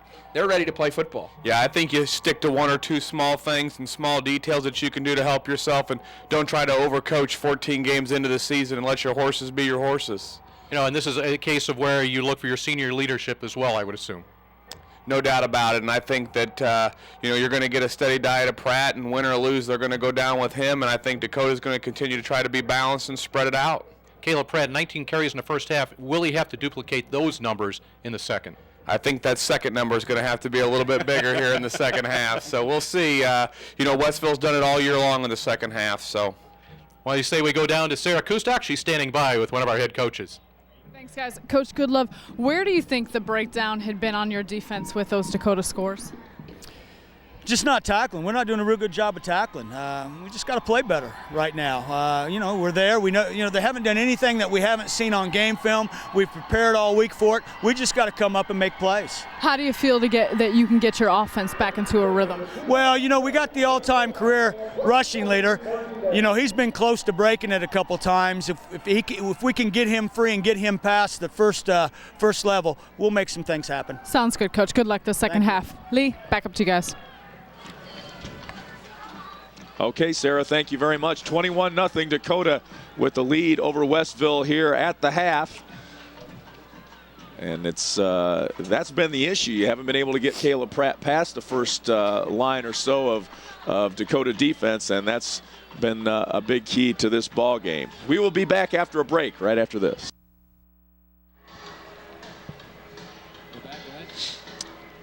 And there you get a look at the Dakota fans. Pretty pleased. They're enjoying their day in the sun, and they are on the sunny side of the field and on the sunny side of the scoreboard, leading here 21-0. And Greg, we don't have any stats to look at per se, but when you look at the time of possession on the touchdowns for Dakota, pretty impressive. The first touchdown, 3:05. The second touchdown, 2 minutes, 15 seconds. The third touchdown took a minute. I mean, and this is not what you would consider a high-powered throw it down the field offense. They've done it. They have one touchdown pass, but they've done it a lot with their run game. Yeah, they've broken some big plays, and that's one of the things that the defense does not want to see, and Westville can't afford the second half to allow them to break out for those big plays. And Westville's got a big challenge coming up in this very first drive. It's going to be really key to the football game. And what happens here is we kick this ball off here. Dakota gets it. Dakota will get the ball to start the second half. Here's a telling number. Average yards to go on third down. It's been just over 6 for Dakota. For Westville, it's been 11, and they've had a couple of 3rd and 20s. Right. They've been going backwards, unfortunately, too often. And we said at the beginning, outside of the game, one of the keys to the game for Dakota was to put Westville in 3rd and long situations. They've been able to do just that. And while they had some early success throwing the ball, Westville did on that first drive, it was because they were doing it on first down. You can't do it when you're not a passing team on 3rd and long, and that's what they've had to do, and they were unsuccessful in the first half. All right, I know it's not a school day, but let's do a little geography here and show you where these teams came from, how they got here. The last 2 dots, where are they? There they are. The last 2 dots. Westville not far from here, about 40 miles or so. Dakota up near the Wisconsin border. Right. It's the north versus the east. You can't get much farther north or much farther east in Illinois. We're almost got a Wisconsin and Indiana teams playing here. Reminds me of a joke our old friend Royce Elliott, comedian over in the Peoria area, talked about his uncle that fought for the Civil War, fought for the East. Fought for the East. He was very confused. Yeah. So it'll be Westville kicking it away here, down 21-0, and their defense is going to have to step up here, as Dakota has been very impressive, and that young man right there, Curtis Doffenbaugh, has been a big part of that. 2 touchdown runs. Onside kick. A little onside kick, and did they come up with it? It looks like maybe they did. The Tigers come up with it. Boy, they snuck that one in there, and they get an onside kick. We talk about big plays for energy. How about that for Coach Goodlove? We're in the state championship. We're not messing around. We're coming out with an onside kick, executed perfectly. That's a gutsy call down 21-0. It's close, too. We'll maybe see a replay. That was very close to being 9.5 yards. I don't know. It happened so fast. I don't know if the referees could even see it. Number 56, I believe Austin Gay is the one who jumped on it. What a play. Now that's the kind of the anti-interception that first half, the anti-momentum play. Swinging around the other way. We'll see if Westville can capitalize. Johnson in motion to the far side. Here's the pitch to Pratt. He steps it inside. Not much there, and driven back. Boy, look. Half of the Dakota population was in on that one. It's just a great job turning that play in. You'll see just at the point of attack. Here's the pitch to Pratt. Out to the right. Gets turned in right here. He has to turn up inside, and here they come. There's Minern again making a great play, and here comes his friends. There's Gakey, the other linebacking core, Zayer, and just great effort on that defensive side. Goes as no gain and bring up 2nd and 10 for the Tigers. Very gutsy call coming out of the locker room for that onside kick. Billings fakes the handoff, rolls left, has a man looking for Barney, has him inside the 30-yard line. Jacob Barney down at the 26-yard line, and that'll be a first down after a pickup of 19. So we saw Dustin Billings come out and go 4 for 5 in the first quarter. I'm not sure if he completed a pass in the second quarter. Yeah, he's come out good here in the third. Yeah, he comes out. Here's good for. He throws a strike. Now you see that ball tight spiral right to Barney. Great execution on that bootleg, and gives them now a first down right now deep in the territory, 25-yard line. Billings threw for just 530 yards in the regular season. Here's Pratt, all-time leading rusher in the state of Illinois, down inside the 25. He picks up about 3. 8,319 career yards coming into this ball game for the senior Caleb Pratt. He's pretty mum about where he's going to play next year. We were talking to some people that cover Westville earlier, and they say maybe he's got some offers from Colorado and teams like that, but he won't talk about it during the season. Well, he's focused. He has one goal right now, and that's to get that trophy that eluded him last year. So you can admire that. He really wants to focus on this year's team. Second and 7. Here's the pitch to Pratt. Trying to get outside. There's a block from Barney, and it sprung him for a few. He'll be about 2 yards shy of a first down. Some nice blocks here on the outside. You probably won't be able to see it, but there's Johnson coming in with a great crackback. Got away with maybe a push in the back there, but enough to give Caleb a nice gain and bring up a 3rd and short. This is the kind of third downs they're looking for. As we mentioned, they were 3rd and 11 as an average third down to go. Now they're 3rd and 2. From the 18, here's the handoff to Pratt. He's met right at the line of scrimmage by Steven Stack. He'll bring up 4th and 2. Here's a good look at the first halftime stats, and really the big difference there you see is that rushing yards. 161 yards for Dakota and only 70 for Westville, and Westville really wants to throw it. They had some success throwing through the air real early that first drive, but that big turnover there, that big number 1 there, cost Westville really at an early start to this game. And those stats are brought to you by Menards. Our stats save big money at Menards. 4th and 2. Pratt's the lone back. Billings rolling to throw. Has pressure, throws it right into the hands of Doffenbaugh at the 10. He's out to the 20. Now the 30. Billings trying to bring him down. He breaks that tackle, and it's Doffenbaugh with the pickoff and a flag at the end of the play as Doffenbaugh comes up with the interception and takes it 32, make that 33 yards after the pick. Another crucial mistake for Westville. They traded the bootleg. You see Barney was open over the middle, but he chose to go to the outside. Doffenbaugh was waiting for it. Came from the outside in. Really, Billings probably did not see him. And that was a big, big 4th down interception here. See, he comes back from the outside in. Billings probably didn't see that out of the corner of his eye. And then Doffenbaugh does a nice job returning the ball. They're going to attack it on here. There at the end, he got a late hit there. And so not only are they going to get the ball, they're going to get the ball in good field position starting on the 42-yard line of Westville. Westville has not handled success very well. 1st and goal from the 5. Then they have another drive after they get that onside kick and unable to capitalize either time. Yep, 2 red zone turnovers. Be 1st and 10 for Dakota from the 42. There's this Doffenbaugh to the near side. He's tackled at the 35, brought down by Aaron Johnson. Aaron Johnson saved the touchdown right there. Doffenbaugh was up, getting up to the sidelines, and Doffenbaugh's had a great day. You see that there, 8 rushes for 110 yards, almost 14 yards a carry.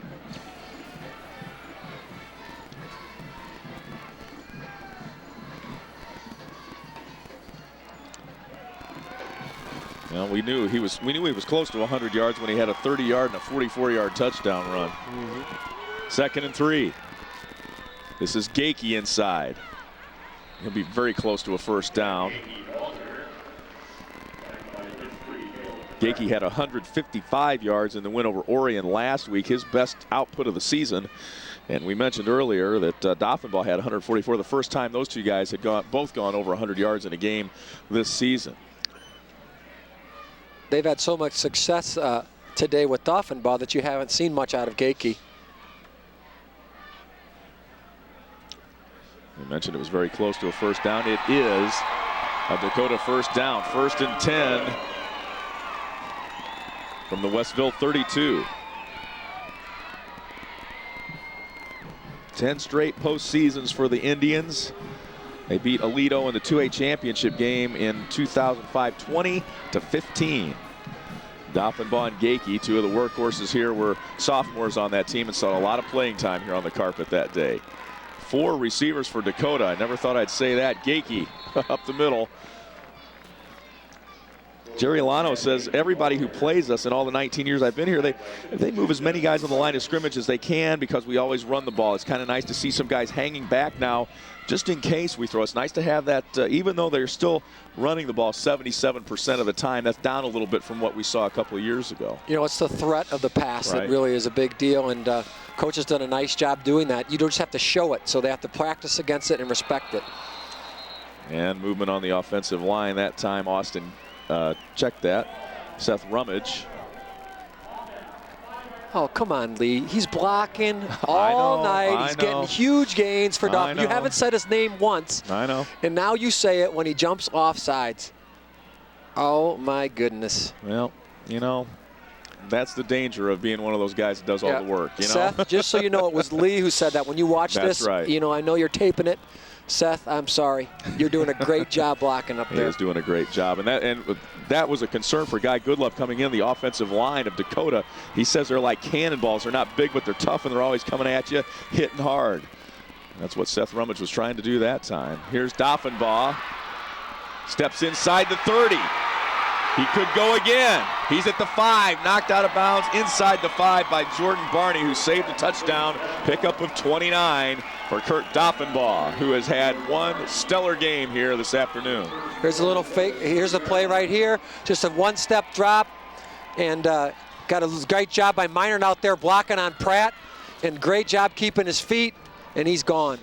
Nice, almost gone. Great job coming across and making the tackle there by Barney, but another good, safe pass play, and a great execution by Shirk. Shirk's playing very, very well.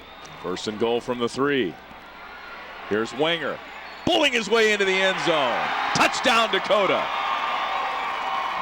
Touchdown for Zach Wenger, 5'7" senior, his 8th of the season.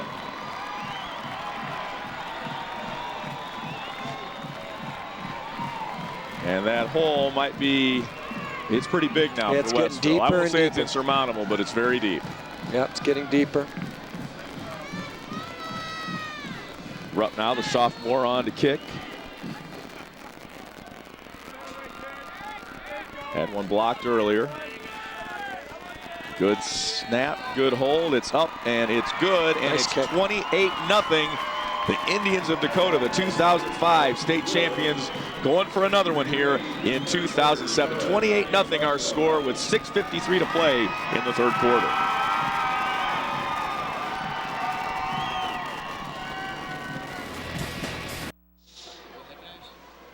(28-0) Dakota with the lead over Westville. 6:53 to play here in the third quarter of our Class 2A state championship. The Indians bounce one, and it's Streebing picking it up inside the 30, looking for room to run, and brings it out to about the 32-yard line, where Westville will take over, trailing by 4 touchdowns with 6:48 to go here in the third quarter of our 2A state championship game.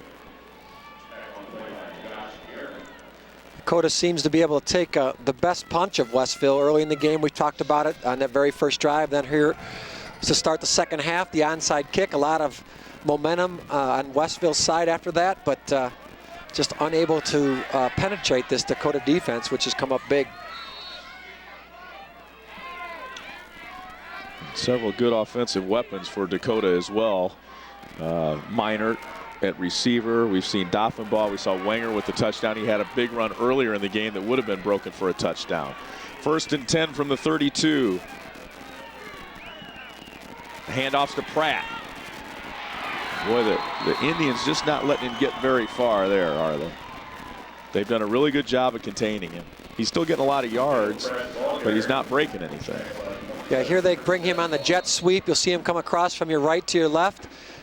And Billings just hands back the ball, and you'll see that so quick. And then Doffenbaugh, excellent tackle, one-on-one. We talked about the elusiveness of Pratt. It's hard to tackle him one-on-one, but these Dakota defensemen, including Doffenbaugh and others, are making just great one-on-one tackles today. 2nd and 7 for the Tigers. Billings back to throw, being chased, throws it deep down the middle and almost picked off. Shirk had a hand on it. Shirk's seen that play. That's the play he's been so successful with. Just the same play that Westville run, or that Dakota runs. Here's the throw back across the middle. Shirk comes from a safety position, makes a nice tip away, and just nice. Here you can see, here's the bootleg. He comes out, he's looking down the middle. Nice pressure there. Tony Jacobson. Yeah, Tony Jacobson, nice job getting there. And again, Dakota's doing a nice job. Now it's Billings out of the shotgun on 3rd and 7 from his own 35, down 28-0. Here comes the rush. Out in the flat to Pratt. He steps inside, his biggest gain of the day. He steps inside the 40. One man to beat at the 30. Here comes the pressure, here comes the pursuit. Can he get in? He does! does. They call it a touchdown, a delayed call. 65 yards on the little swing pass, and they finally got Caleb Pratt some running room, and he created a lot of his own space there too, Greg. Yeah, it was a just a great throw by Billings. It's actually a screen out here to the left, and he's pretty well covered, but just a great job blocking down front, and now Pratt starts to make the cutback move that he's known more. Right here, boom. Real quick. Yep. Look at that. That's the quickness that he's known for. And then makes the dive for the pylon and gets in. Great effort. That's vintage Caleb Pratt right there. Well, that'll bring Alex McMahon on, the junior, for the point after. 34 for 51 coming into today. His first attempt after Westville gets on the board for the first time. It's no good. No good. So with 5:48 to go, it's 28-6. Dakota leading Westville. Back after this.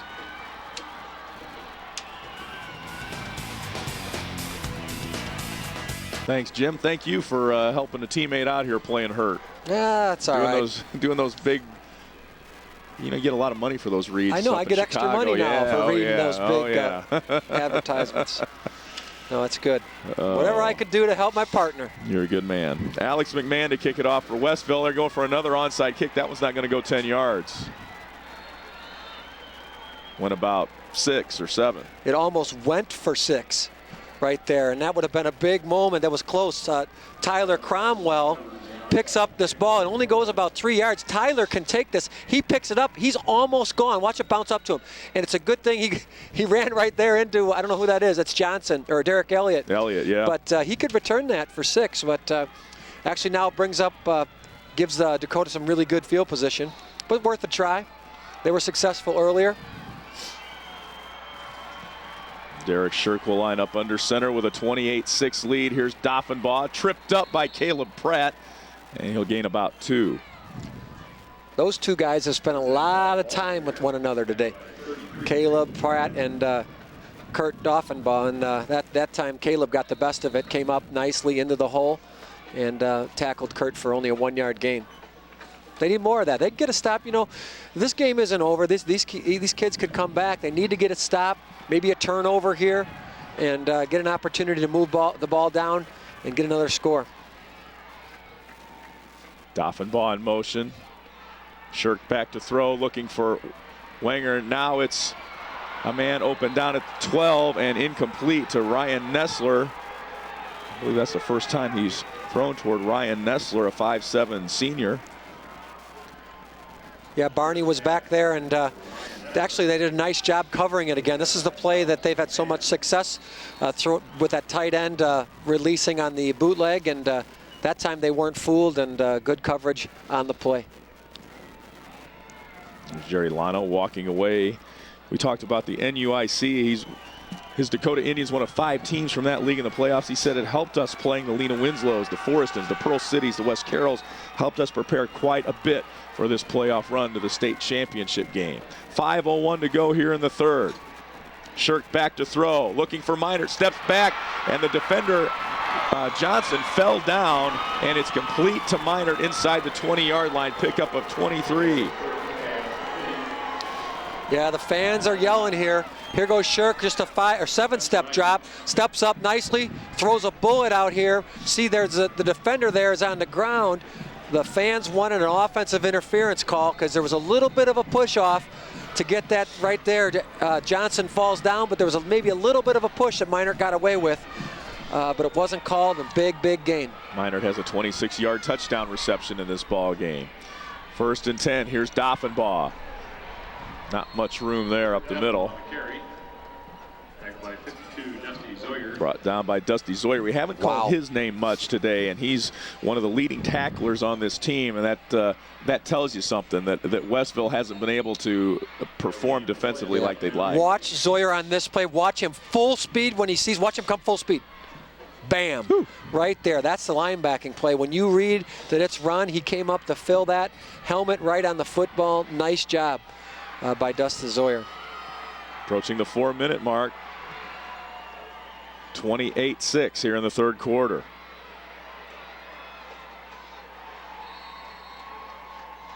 And brought down at the 15-yard line is Doffenbaugh.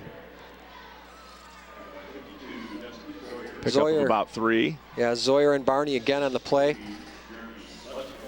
I think they're kind of sensing the desperation here a little bit on the defensive side by Westville, and a couple of good plays by their linebackers bring up 3rd and 6, 6.5, and they need a stop.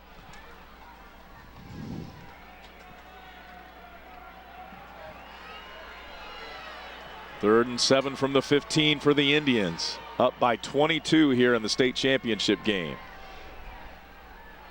Shirk back to throw. Here comes pressure. Has a man. It's Gakey at the 10, still on his feet inside the 10. Looks like he'll be just short of the first down by about a yard. Shirk's down. Shirk got hurt. This is really slow to getting up. I don't know if it's a knee or on that. He was going back, and as he was throwing, he got hit. Maybe a cramp, and maybe a cramp only.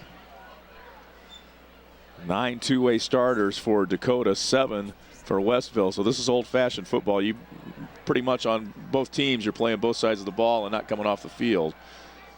Hopefully Derek Shirk will be okay. There was a lot of pressure that time from Westville. He got the pass off to Gakey. Yeah, I hope it's only a cramp. Looks like it may be only a cramp. They're pulling his toe up there. Derek Shirk has played a great game, really at both sides of the ball, but offensively he has just been very composed. And, you know, he's 6 of 11 for 136 yards and 1 touchdown, and he's been really a key. We talked about it as one of our keys of the game was the play of Derek, and he's doing a great job. Big kid, too. You know, Derek is 6'4". And here's our Walgreens Do the Right Thing shot of the game, photo shot of the game, and kind of chilly down there. Look at the eyes. I like that because both eyes are out of one hole. You know, there's another one around the corner there. There's another hole, but he doesn't need it. That must be Dad's. That must be Dad's. Yeah, I don't know what's over there. Our thanks to Walgreens and the IHSA or Do the Right Thing photo shot of the game. 4th down and 1, big play here. 4th and 1 from the 9, out of the wishbone. Here's the give to Minert. He's got a first down to about the 6. Check that. That is Doffenbaugh.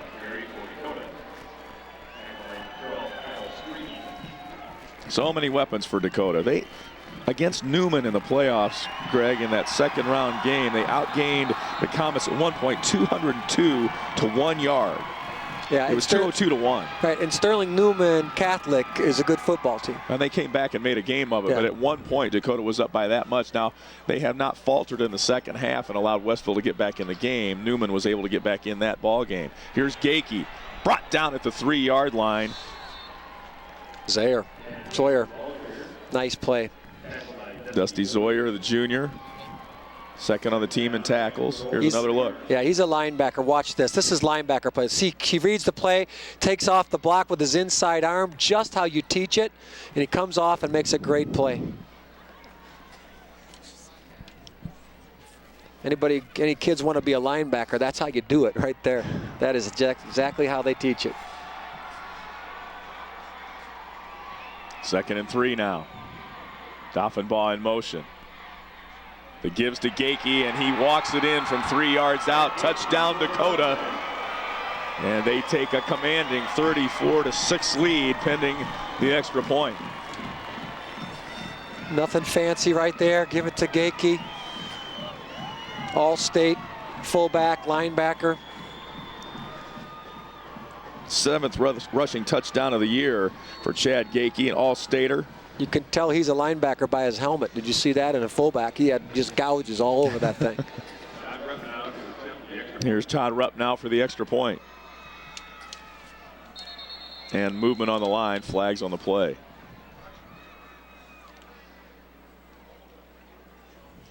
Well, the northwest corner of Illinois looking to bring home their 2nd state trophy of the day. Galena won the 1A state championship earlier today. Dead ball over foul. Tuscola. Encroachment, defense, half the distance, repeat the try.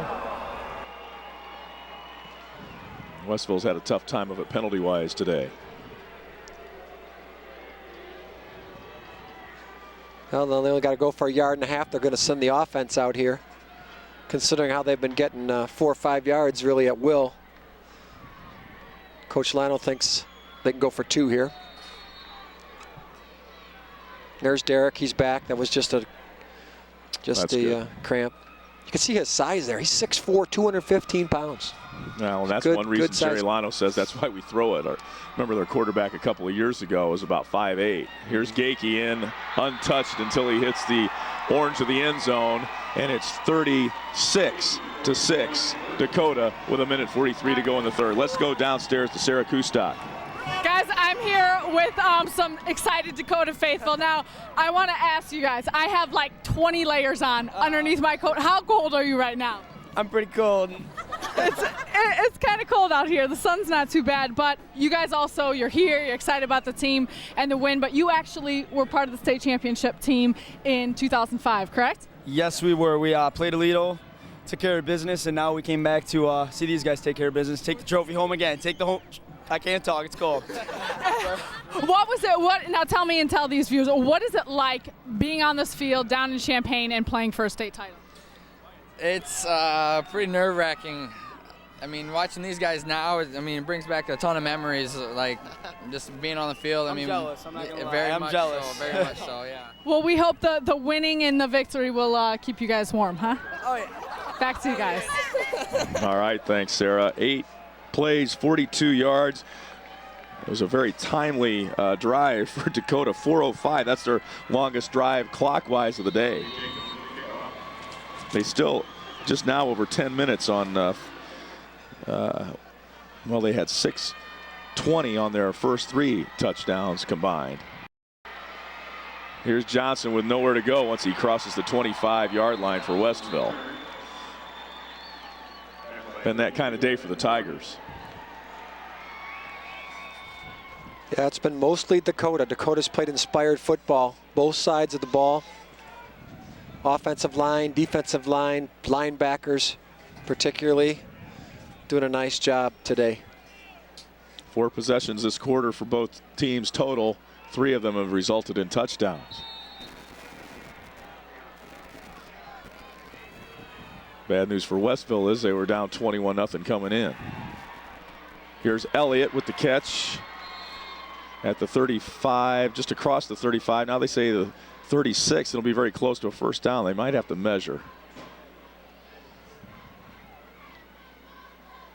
Looks like he's just short. Get a look at Elliott coming off the field. He's a 5'11 senior, had 2 catches in the win at Maroa.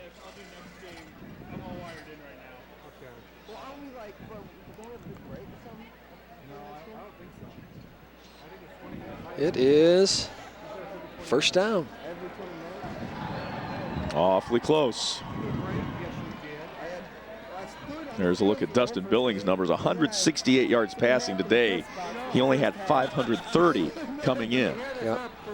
He's thrown the ball fairly well. He's had a couple of big mistakes that have really cost the team, but for the most part, you know, for someone that's only thrown 53 times all year, he's done a nice job. Bad snap. It looked like Zoyer fell on it. Yeah, that's kind of odd. You don't really see UCC in the center. The center falling on it, yeah. Here's the replay. We'll get a look on what happens here. Here comes the ball. Oh, okay, it just slid along the ground. It's a roller. Yeah. That would explain why he was able to fall on he knew exactly what was happening because he caused the problem. 2nd and 10. Billings back to throw, looking for Elliott. It's almost picked off by Alex Turman. He had the first interception of the day, didn't he? Yes, he did. Derek Elliott. Elliott went from wide receiver to defensive back on this play. You can see here's the throw, and again it flutters a little bit on Billings, and there it is, just a jump ball, and just a great job by Elliott to get his hand in there, play a little defense to keep his team moving with the ball now instead of having an interception. But good job by Turman again.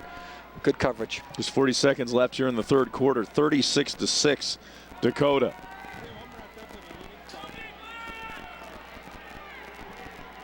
Billings will go out of the shotgun this time. Pratt almost stopped in the backfield, then brought down from behind by Nick Breeze, number 58, 6'1" junior.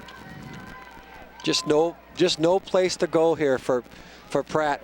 You think he eludes one man right here, does a nice job getting by Gakey, but look at, there's just nowhere to go. So much pursuit, and look at 1, 2, 3, 4, 5, 6 red shirts around Mr. Pratt, and that's kind of been the story of the day. Well, you know defenses were keying on him all year, but Dakota has been able to keep him from being a huge factor in this game. Good tackling, very good tackling. Just a sound, not arm tackling, getting a shoulder pad and helmet on him. That's the end of the third quarter. Dakota has extended their lead. They're up 36-6 as we go into the fourth quarter of our 2A state final.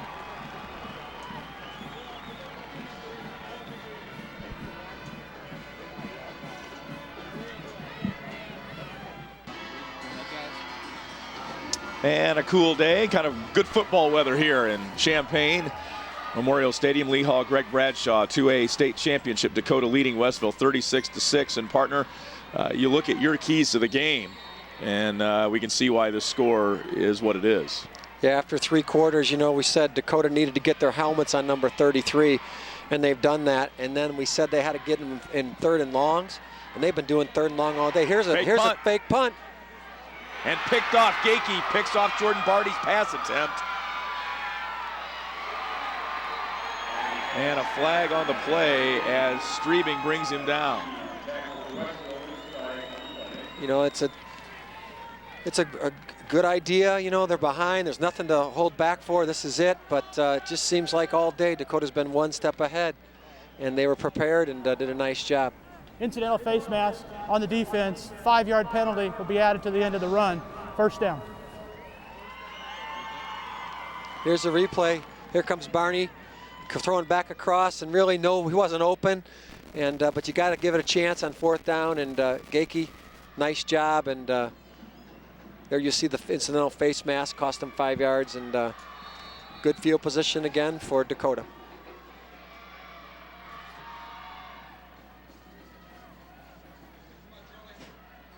And on 1st down and 10,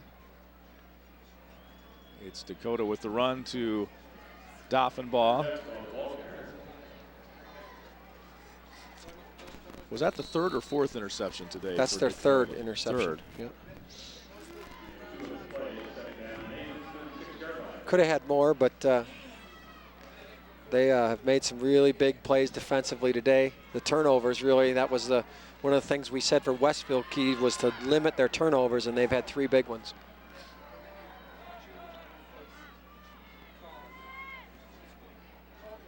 That's DeHaven, new man into the ballgame. Cody DeHaven, a senior, picks up about 3.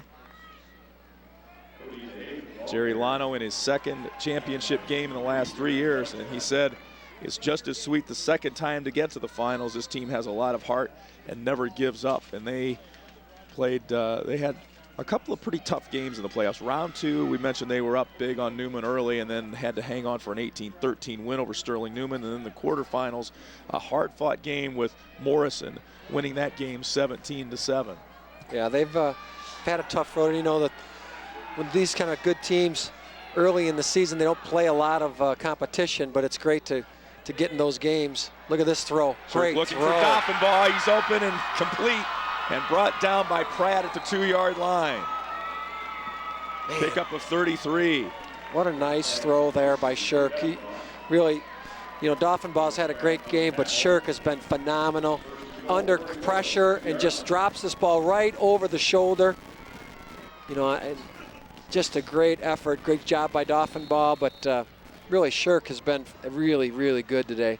Jerry Lano was talking about his team throwing the ball more. He said one opposing coach told me earlier this year that when our guys catch the ball, they don't act surprised like, wow, I caught the ball. We have some kids with some talent, some really nice hands, and they've proven that here today, as that play will go for maybe a yard. Yeah, watch Dusty Zaire again. He's not giving up. Watch him come in here. Bam! That's football right here. Here's a better look at it. Watch this. Ooh. That's a junior. He'll be back next year, and everybody on their schedule is not too pleased about it because there's a football player right there, Dusty Zaire. Nice hit. He's not quitting. Make it 2nd and 2. The handoff to DeHaven, it wasn't very clean, and he's brought down after maybe a loss of 1. Kind of a slow developing play here. You see the guard pulling, and he comes back in, and nice effort there. Who's that got in there? That's Hathaway came in there. No, 56. He did a nice job with penetration. Austin Gay. Yeah, Austin getting in there, kind of. He almost got the handoff himself. Yeah, if he had his head up, he could have grabbed it. 3rd and 3 for the Indians. Clock running, up 36-6 here in the 4th quarter.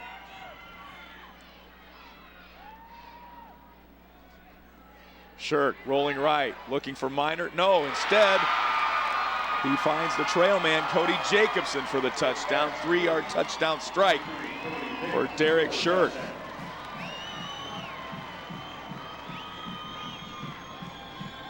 Here it is. Shirk again with the fake and the bootleg. He's looking outside, doesn't see it. Again, his composure, and he looks back across to the middle of the field. Another nice job by Derek Shirk. Really played a great ball game. 2nd touchdown pass of the game for Shirk. 172 yards. Snap is down. Rupp now the extra point. And Dakota goes up 42-6. Make that 43-6 with 8:41 to play here in the 4th quarter.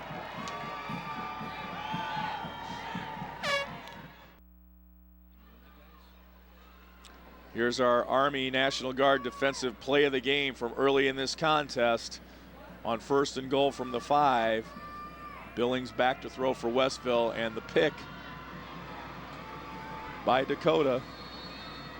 Alex Turman. Alex Turman with the interception. He'll never forget that.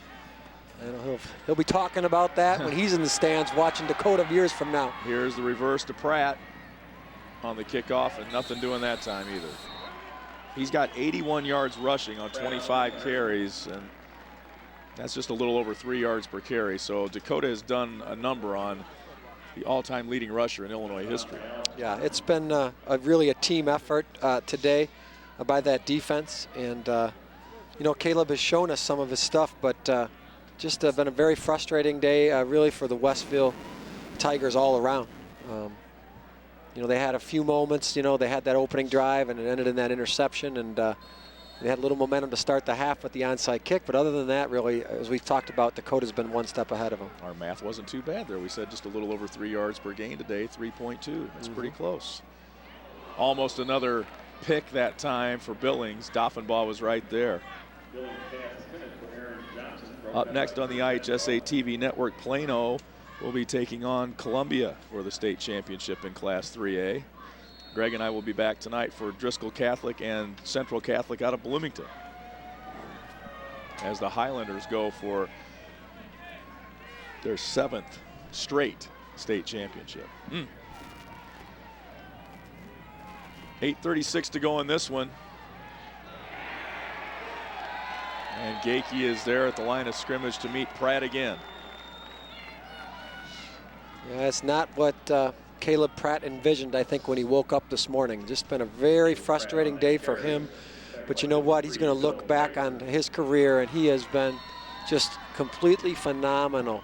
And he will go down as Illinois' all-time leading rusher, and he has nothing to hang his head about, and this team has nothing to hang their heads about. 2 years in a row getting back here to the state championship, and just been a tough day. Guy Goodlove will call timeout with 8:06 remaining. Dakota on the way to their 2nd state title in the last 3 years. Back after this.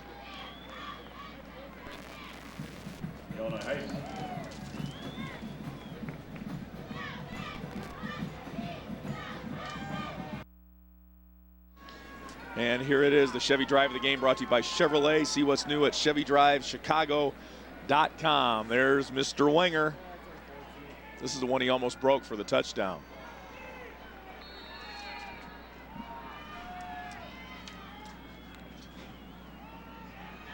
Zach Wenger, the senior, Mr. Inside. There's a loose ball. Pratt picks it up. And Westville just having all kinds of troubles today. Yeah, they're trying everything. You know, there's a little razzle-dazzle play there. Give it to Barney, and then he was going to option it out to Caleb, but just hasn't worked. They've just been struggling all day.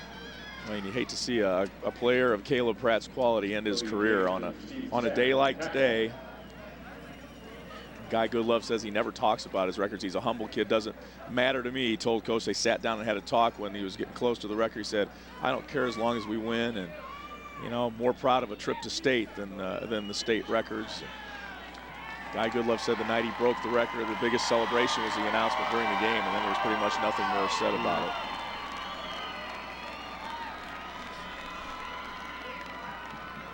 Back-to-back trips to state. Back-to-back disappointment for Westville, but those 2 straight trips to state, when you look at where they've come from, you know, we mentioned those 2 0-9 seasons to start Guy Goodlove's career at Westville. They had another 0-9 season about 3 or 4 years ago as well. So, I mean, he's taken that program leaps and bounds, and he says that, you know, it's become a neat thing to be a football player at Westville, and that wasn't always the case. Now the punt from his own 5, McMahon. And it'll bounce out of bounds about the 46-yard line. 27-yard punt. Here's a look at the third quarter stats brought to us by Menards. Saved big money at Menards. Yeah, you'll see just the difference there. Again, you look at the turnovers, and it's been very, very difficult for Westville all day. You see the yards rushing, pretty even on yards passing. But just overall, the Dakota's had to really dominate the line of scrimmage offensively and defensively, and that's really been the difference in the game. And those turnovers certainly have made a big difference. And it says 2 there, but actually they've had 3 turnovers on the game. And Dakota's really taken care of the ball and had 0. So Billings 2 interceptions, and then Barney 1 on the fake punt. Yep.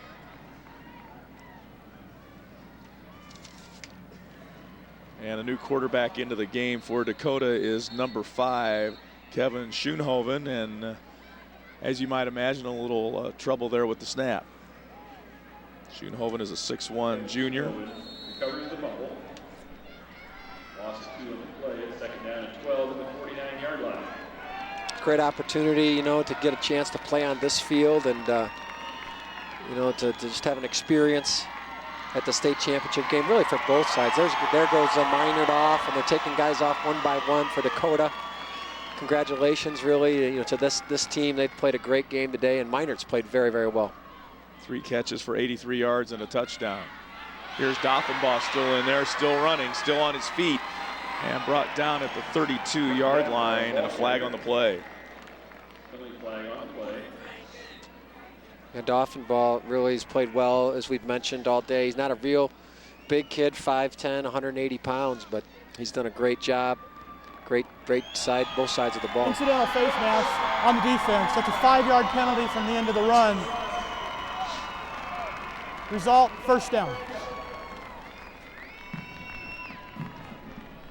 That's the 7th penalty of the day on Westville. Here's just out of the wishbone here, just the lead, and making some people miss, and extra yards after the first hit. And he just came out of the game and finished with 143 yards today and 2 touchdowns, and great day for Kurt Doffenbaugh. 1st and 10 for the Indians. Here's the pitch to Staub, and he's brought down in the backfield. Caleb Staub is a 5'11" junior. Backup defensive player for Dakota, getting some time in the backfield now with 6 minutes to go here in the championship game. Yeah, there's some good play there by those 2 linebackers, Zaire and Barney. And they got, again, look at Zaire. He's still out there fighting and, you know, trying to fight really for pride right now. Well, if you ask Dakota why they've been able to be successful, they will tell you about the hill. We'll talk more about that in just a minute on 2nd down and 13 from the 30. Schoenhoven with the handoff to Staub. He gets outside and brought down inside the 25-yard line. The hill is a 2-layered hill that leads to the Dakota practice field. Players run it in 2-a-days. in the heat of August. They run it all season as well. And Jerry Lano says, I saw the hill and thought the players will hate it, but they will like the results. And those words ring true here this afternoon. Yeah, everything's been kind of downhill for them today, though. It's just been really just great execution, well prepared. I just think they were well prepared today to face this Westville offense. It seems like they've done a good job against the run, done a nice job, against Billings in the past when they needed it, and just, I think, a well-prepared team. This time the handoff is to Evan Dornick, and not much that time either. Evan Dornick on the carry. Here's a look at the next doubleheader coming your way on the IHSA TV network, Columbia versus Plano for the 3A state championship. Greg and I will return tonight after a cup of hot tea with lemon for Central Catholic and Driscoll Catholic tonight at 7. Looking forward to that. I can't wait for that game. I'm actually excited. I really love to see Bloomington come out here and go toe-to-toe with Driscoll. Driscoll's has such a great tradition and program, but it's got to come to an end sometime, and it could be tonight. Well, and Driscoll Catholic has not been challenged in a state championship game for a long time. No, they the haven't. first one we did years ago against Mount Carmel went to double overtime, Right. and since then it's been Driscoll and blowouts. Yes, it has. Probably the last. We didn't do their game in 3A, but it's been dominant performances here in Champaign, not even close. Yep. Although last year's game, I went back and watched the tape, it was 14-0 at halftime. Yeah, you just can't be intimidated. And I don't think Central Catholic's going to come in intimidated. They've had a great year, they're undefeated, and so we're looking forward to that tonight. Teams played each other in the playoffs last year, and Driscoll Catholic won in Bloomington as that carry takes Dakota down inside the 20-yard line. Dornick again getting another carry. He's a 5'9" sophomore. Yeah, Dornick is going to get a lot of carries next year, and as they reload in Dakota, and it's a nice run there. Almost picks up the first down, but just fun for that second unit to be out there and getting a chance to play in this game. They're going against the first unit, really. I think a lot of the kids still out there from Westville are that first unit. So, but now they're putting in their second unit offense here. So some of Westville guys that haven't played a lot will get a chance to play on Line Ice Field here. And you bet. It's been exciting here for the Illini this year. They've had kind of a resurgence. Yeah, it's been a lot of fun to watch. Win at Ohio State, knocking off #1 in the country. It's kind of hard for me to, talk well about Illinois being a Northwestern guy, Right, but right. It is good for the state. Caleb Here comes Pratt Caleb. still in there. He's Here he got a lot goes. of room to run at the 40, the 30, the 20, and he's in for the score, and he will get a touchdown in his final game, 82 yards for Caleb Pratt. Well, it's kind of a fitting ending to his career. Down 43-6. We used to call this personal stats time, and he adds to him here. Yeah, well, there's still, and there's still Gakey in there and Dauphinbaugh. There's some guys in there, so it's not just completely against the second team, but it's just great to see him end his career with a nice big run. And again, you're looking right there at number 33, the all-time leading rusher in the state of Illinois. Well, and add another record to that young man's resume. He now has the title game longest rush. Broke the record of 80 yards by Brian Kaminsky of Woodstock Marion back in 1989. So that stood for quite a while. Caleb Pratt puts his name in another record book with an 82-yard touchdown rush there, and that pass too tall for Barney. He wants a flag and gets it. The irony coming into this game, last year before Westville played Maroa Forsyth in the state championship game, Guy Goodlove called Jerry Lano on the phone and asked his advice how they played Aledo in the championship game in 2005. Okay. And Lano was more than happy to help out. Well, this week, now he's thinking, maybe I gave him a little too much help. But he didn't give away too many secrets, apparently. No, he didn't, and that's great. That's just neat to see that kind of just willingness to help, with coaches like that. And they obviously don't play anybody the same all year. They don't see each other, and it's just great sportsmanship. And really, it's been a well-played game here today. Again, just a good example. There hasn't been any really bad plays here, and just good football around. Nice throw and Billings looking in the corner. Good effort. for number 94, and that is Tyler Caruzis,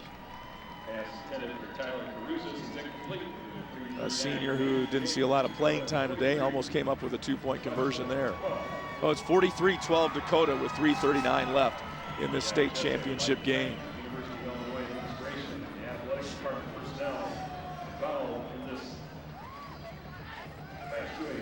After that 18-13 win over Newman in the second round, after they hung on to win, Jerry Lano said, I just can't doubt these kids. They never give up. And they rode that and turned things around and really got on a roll here in the playoffs.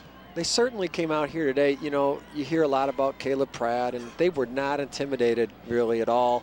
They really survived that first drive. You know, it could have been a whole different story, you know, if Westville goes in and scores there to really start the game. But came up big, you know, that Turman interception, and then really just from there was like this snowball that just kept going, and their defense got a lot of confidence and really played well the whole game. And you know, they're a well-coached team, and you know, obviously with the heritage of state championships and, you know, 10 straight years in the playoffs, they're not intimidated at all. Jerry Lano, his 19th year at Dakota, as Westville goes for another onside kick. This one covered by 2 Indians. And flags on the play. It looked like one Westville player might have tried to kick at the ball there. Let's go downstairs to Sarah. Thanks, guys. I'm here with Nikki Pratt, Nikki Knoll, Caleb Pratt's mother. First talk to me a little bit, Nikki, what it's like having watched your son throughout his high school career and all the success that he's had. What's the what? All the success that Caleb has had. What has it been like watching him? It's wonderful watching him, but he doesn't really talk about like all the state records and stuff like that. Caleb is about winning. That's all he cares about is winning. I mean, it's nice to watch him do this. I've been watching him since he was 5. Actually, at age 5, I pulled him out. His dad was his coach, and Caleb hated it. He was getting scratched, bit, the whole works, and I took all of his pads off of him, and he just didn't like it. And then his dad made us put his helmet and stuff back on, took him out there, and he's never had him off the field since. Well, Nikki, we're proud of him. State's leading rusher as he leaves high school, and not the way he probably wanted to end his career with this game. He's winning. He told us last year, though, he would be back this year, and he made it back. Just put him in. He should be proud. Back up to you guys. Shirk to Minert, 37 yards. Well, the first team came back in. Yeah, I don't know if I want to comment on what's going on. I'm just a little disappointed to see what I'm seeing. I mean, it's the state championship. You know, you only come here one time. This is the play that they've been running all day. It's been open. They faked that. They ran this earlier. Minert scored 26 yards previous in the game, and here he scores up, what, 40-some yards. And, you know, it's another touchdown and really not super necessary, but I guess, you know, you're here and you just want to go for it. If Caleb Pratt's going to stay in, I guess the Dakota first team will stay in too. That was the response. Yeah. That was the response, you know, and it's unfortunate a little bit, but.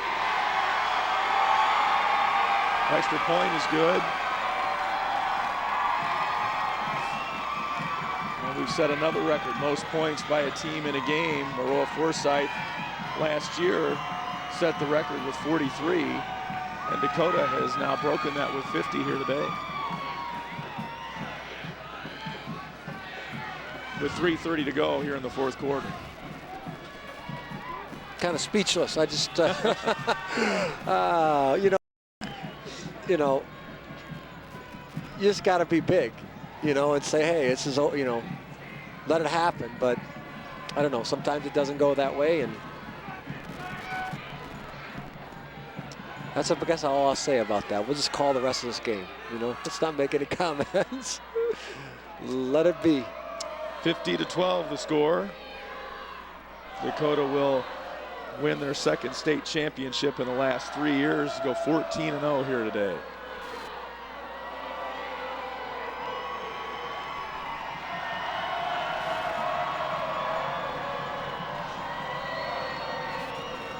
Jacobson to kick off for Dakota. He will bounce one down the middle. Zoyer has it go through his legs.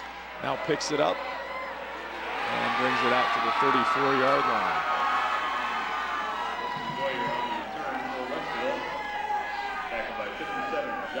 And now it looks like we will have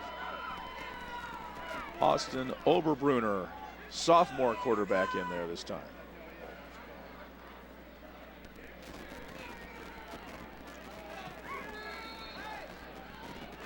Check that. That's a defender for Dakota. No, here comes the second unit. Now they're taking him off. Okay, that's good. Yeah, Caleb's saying, no. I want to get a few more. He's out there saying, no, go back off. They're going to have to call timeout here. They're going to get a delay game. They're not sure what they want. Here, Coach Goodlove's calling timeout. Get them organized. 3:23 to go in this one. Timeout, Westville. You know, Dakota, we know about their outstanding football program. Their high school is ranked #1 in the Rock River Valley by a wide margin. 76.4% of their students meet state standards. So they do a good job in the classroom. That's at Dakota as well. Yeah, that's great. And that. A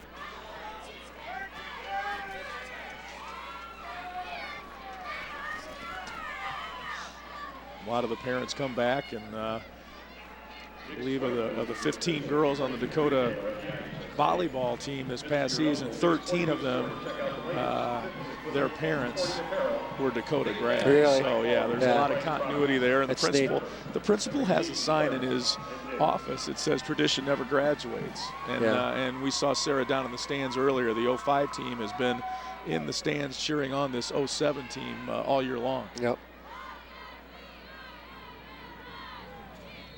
Westville will take over. Matt Mazer, number 17, in there at quarterback for the Tigers. He has the handoff. That's Pratt still in there. Brought down at the 40-yard line. Pickup of about 6 for Caleb Pratt. And that's going to be it for Caleb. So he'll leave with 158 yards and 1 touchdown, but 82 of those came on 1 play. Yeah. Frustrating day for the senior, and you hate to see it end like that.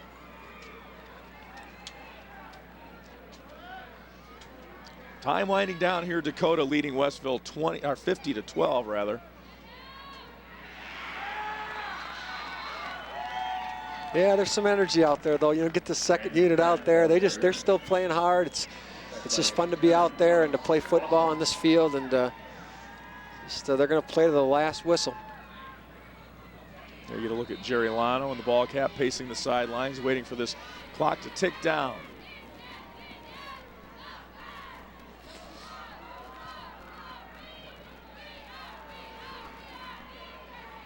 Brandon Pratt, Caleb's cousin, a freshman, is in there at the tailback. And instead it's Mazer back to throw. Rolling left. Now he's going to keep it himself. And now he's running the wrong way. Now he's going to reverse coming field. all the way back. Coming back at you. Oh, nice tackle. And he's brought down at the 46-yard line after running about 100 yards. Caleb Staub made a nice tackle. He's tired. Look at him. He's tired. Oh. Matt Mazer, a 5'10 freshman. Yeah. He played the 4 games while Billings was out. He's a lefty, and Guy Goodlove says he has a lot of speed, and quote unquote, he's going to be a stud. So we might see this young man down here in a couple of more years. Minute 33 to play. There's the handoff to Brandon Pratt. Caleb's got a couple of younger brothers too. Yeah, the little guys coming up, middle school. Look out. Tearing up the Pee Wee leagues around Westville, we hear. I know. Get scouts out there already. Yep. The Pratt family, the family Von Pratt. And that's what it's all about too in these, and that's one of the things I love about the smaller schools, the communities going head to head. Like we saw Galena, Tuscola earlier, Dakota and Westville. One town, one school going head to head. The whole town's here. You know, dads are in the stands. They played at the school 20 years ago, and now their kids are playing. That makes it neat. Yeah, it is. Here's Brandon Pratt again, down to about the 43-yard line. That's a pickup of 7. It'll be very close to a first down for Westville. with just 39 seconds to go. Tackle for Dakota. More football coming your way here on the IHSA TV network. Stick around. 3A championship game coming up with Jim Spencer and Steve Mays. Steve Mays, a busy day. He was color commentator for the 1A game, color commentator for 3A, and he's an assistant coach for Central Catholic tonight. All right. His brother Bobby Mays is the head coach. All right. Good luck, Steve. He's got Go a full get him. day ahead of him. Go get him.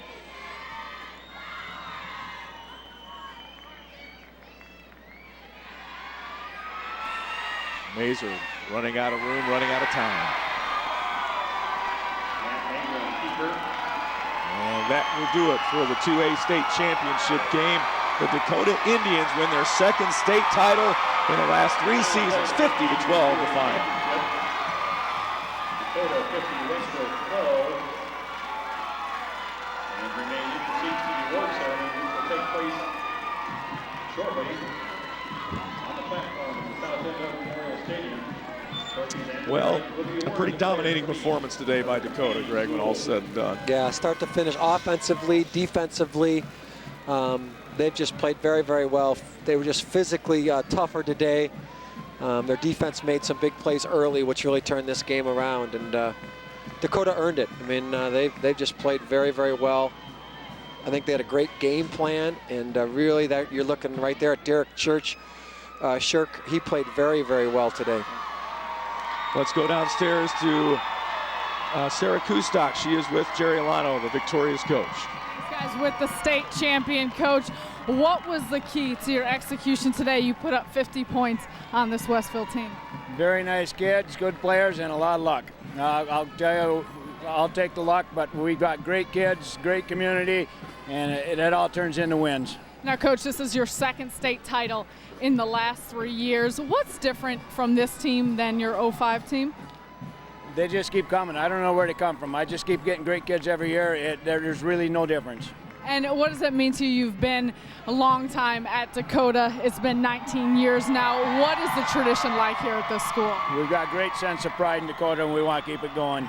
Coach, who is this little guy down here with you? Grandson. This is my grandson, Riley. Riley, we're glad to have you here. I'm sure he's proud of you as well. Guys, back up to you.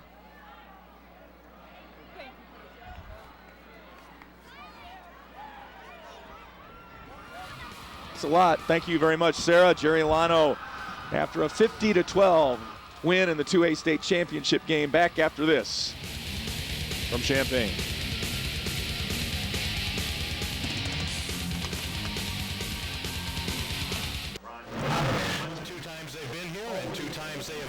Championship. That's the Dakota Indians, and they take it home today 50-12 over the Westville Tigers. We welcome you back to Memorial Stadium in Champaign, the home of the IHSA State Football Championships. And right now it's time to get those medals on that trophy stand on the south side of this field. And, you know, when you take a look, Jason Kirby, at two teams that have come here in similar ways. Dakota has come here twice, they've won it twice. Westville's come here back-to-back years, and they've dropped the championship game both times. Talk about the highs and lows. And really right now, if you're Westville, you say to yourself, oh, you know, was it really worth making it?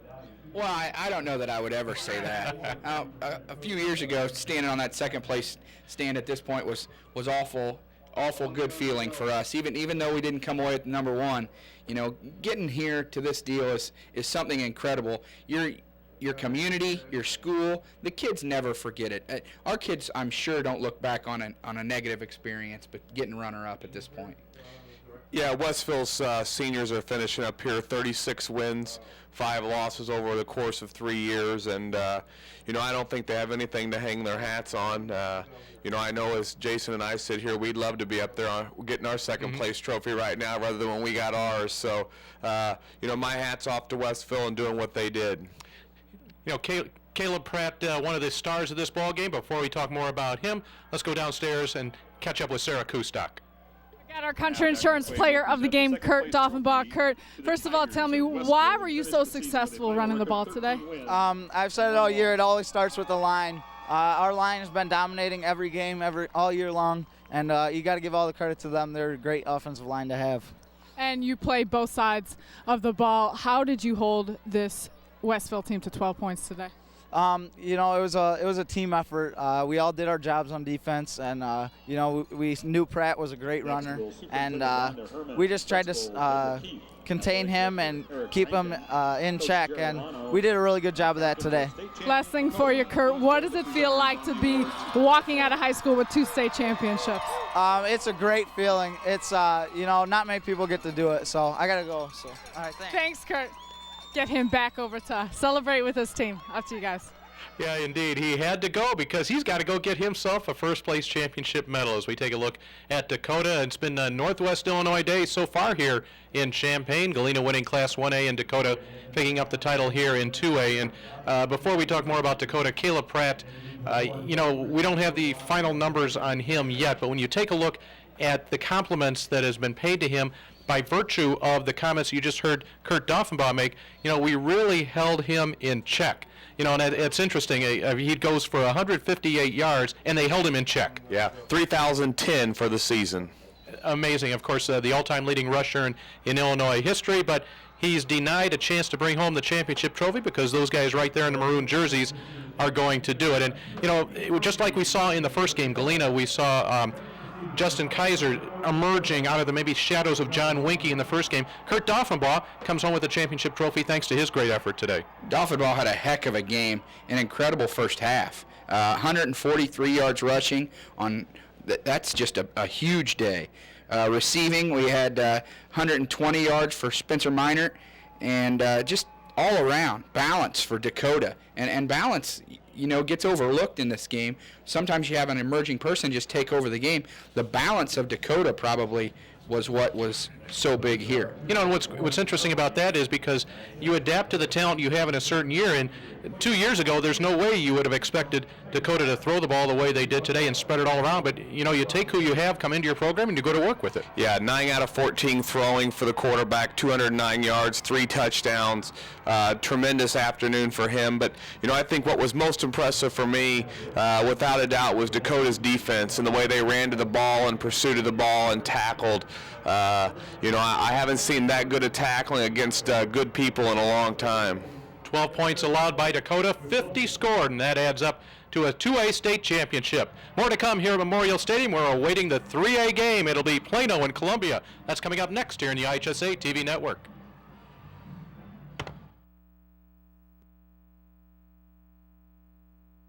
Come all the way across the Memorial Stadium field here in Champaign. Welcome back. I'm Dave Bernhardt along with Jason Kirby and Scott Hamilton. We've seen 2 games here in the first 6 hours actually. 2 blowouts that I don't really think that we walked in here today expecting to see. Well, most people, I believe, probably would have thought going into the first game, you might have seen a blowout in the other direction. This particular game, I think we all thought that it was going to be knockdown, drag out till the end. So it's been a shock, and who knows what we're going to get in the third game. Exactly. Yeah, I would have thought maybe not blowouts, but a little more offense from both sides. I've been very, very impressed with Galena's defense and a great performance stopping the balance of Tuscola, and very, very impressed with the tackling and the speed of Dakota's defense in the 2A game. You know, Pratt was able to get 158 yards, 80 of it late in the ball game, so on one run. But for the most part, they did a great job containing him and running to the football. Let's take a look at those team stats brought to you by Menards. Save big money at Menards. And when you take a look at the Dakota side, big numbers there, over 400 yards in offense, 431 yards in total offense. And there's the balance you were talking about. We're looking at the Dakota side, 222 to 209 in total yards, rushing, passing. Yeah, and that's always going to create a lot of trouble for a defense. But then when you look over at Westville's side and their inability to get a ton of yards through the course of the game, 80 of those rush yards are coming on one play with 80 yards only rushing besides that particular play. That's awfully good. Dakota's defense has to stand out here. Yeah, I think the big step that showed up on that previous screen was the fact that Westville had 3 turnovers in the ball game. And it's difficult to do things. You look here at third down conversions are another big key. You know, and Dakota just played an all-around good ball game and did a lot of things awfully well. You know, it was interesting. Jerry Leno in the first half said with that opening interception that stopped that first Westville drive in the first half that his kids have become accustomed to making those type of plays, and that's exactly how they started out the second half.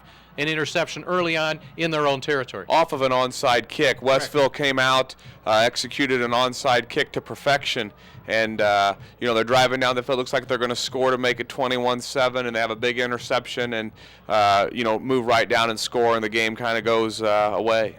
62 points scored in this ball game. Let's take a look at our Sports Authority scoring recap. Sports Authority, dedicated to the dedicated. We're taking a look at the second half. You see a lot of Dakota scores there. Caleb Pratt's 65-yard touchdown run mixed in between a 3-yard run by Wagner and a Gakey 3-yard touchdown run. And then the fourth quarter, more points scored by Dakota. They sandwiched around Westville's 82-yard run from Caleb Pratt. That's the run, by the way, that did put him over that 3,000-yard mark. And again, it was Derek Shirk with the touchdown pass late to Spencer Minor to bring us to our final score, 50-12. 50 points, the most scored ever by a single team in a Class 2A game. And you know, points are points, and you know, you take it home. But when you look at 50 points, I mean, I don't care how you do it. That's a big number. You know what? Sometimes scores can happen. You know, I don't think there was any running up the score or anything. I think it's just two teams playing to the finish, and you know, that's what happens week 14. Okay, well, we've got week 14 and more coming up. That would be the Class 3A championship game. We'll talk about that next. Plano and Columbia coming up here on the IHSA TV network.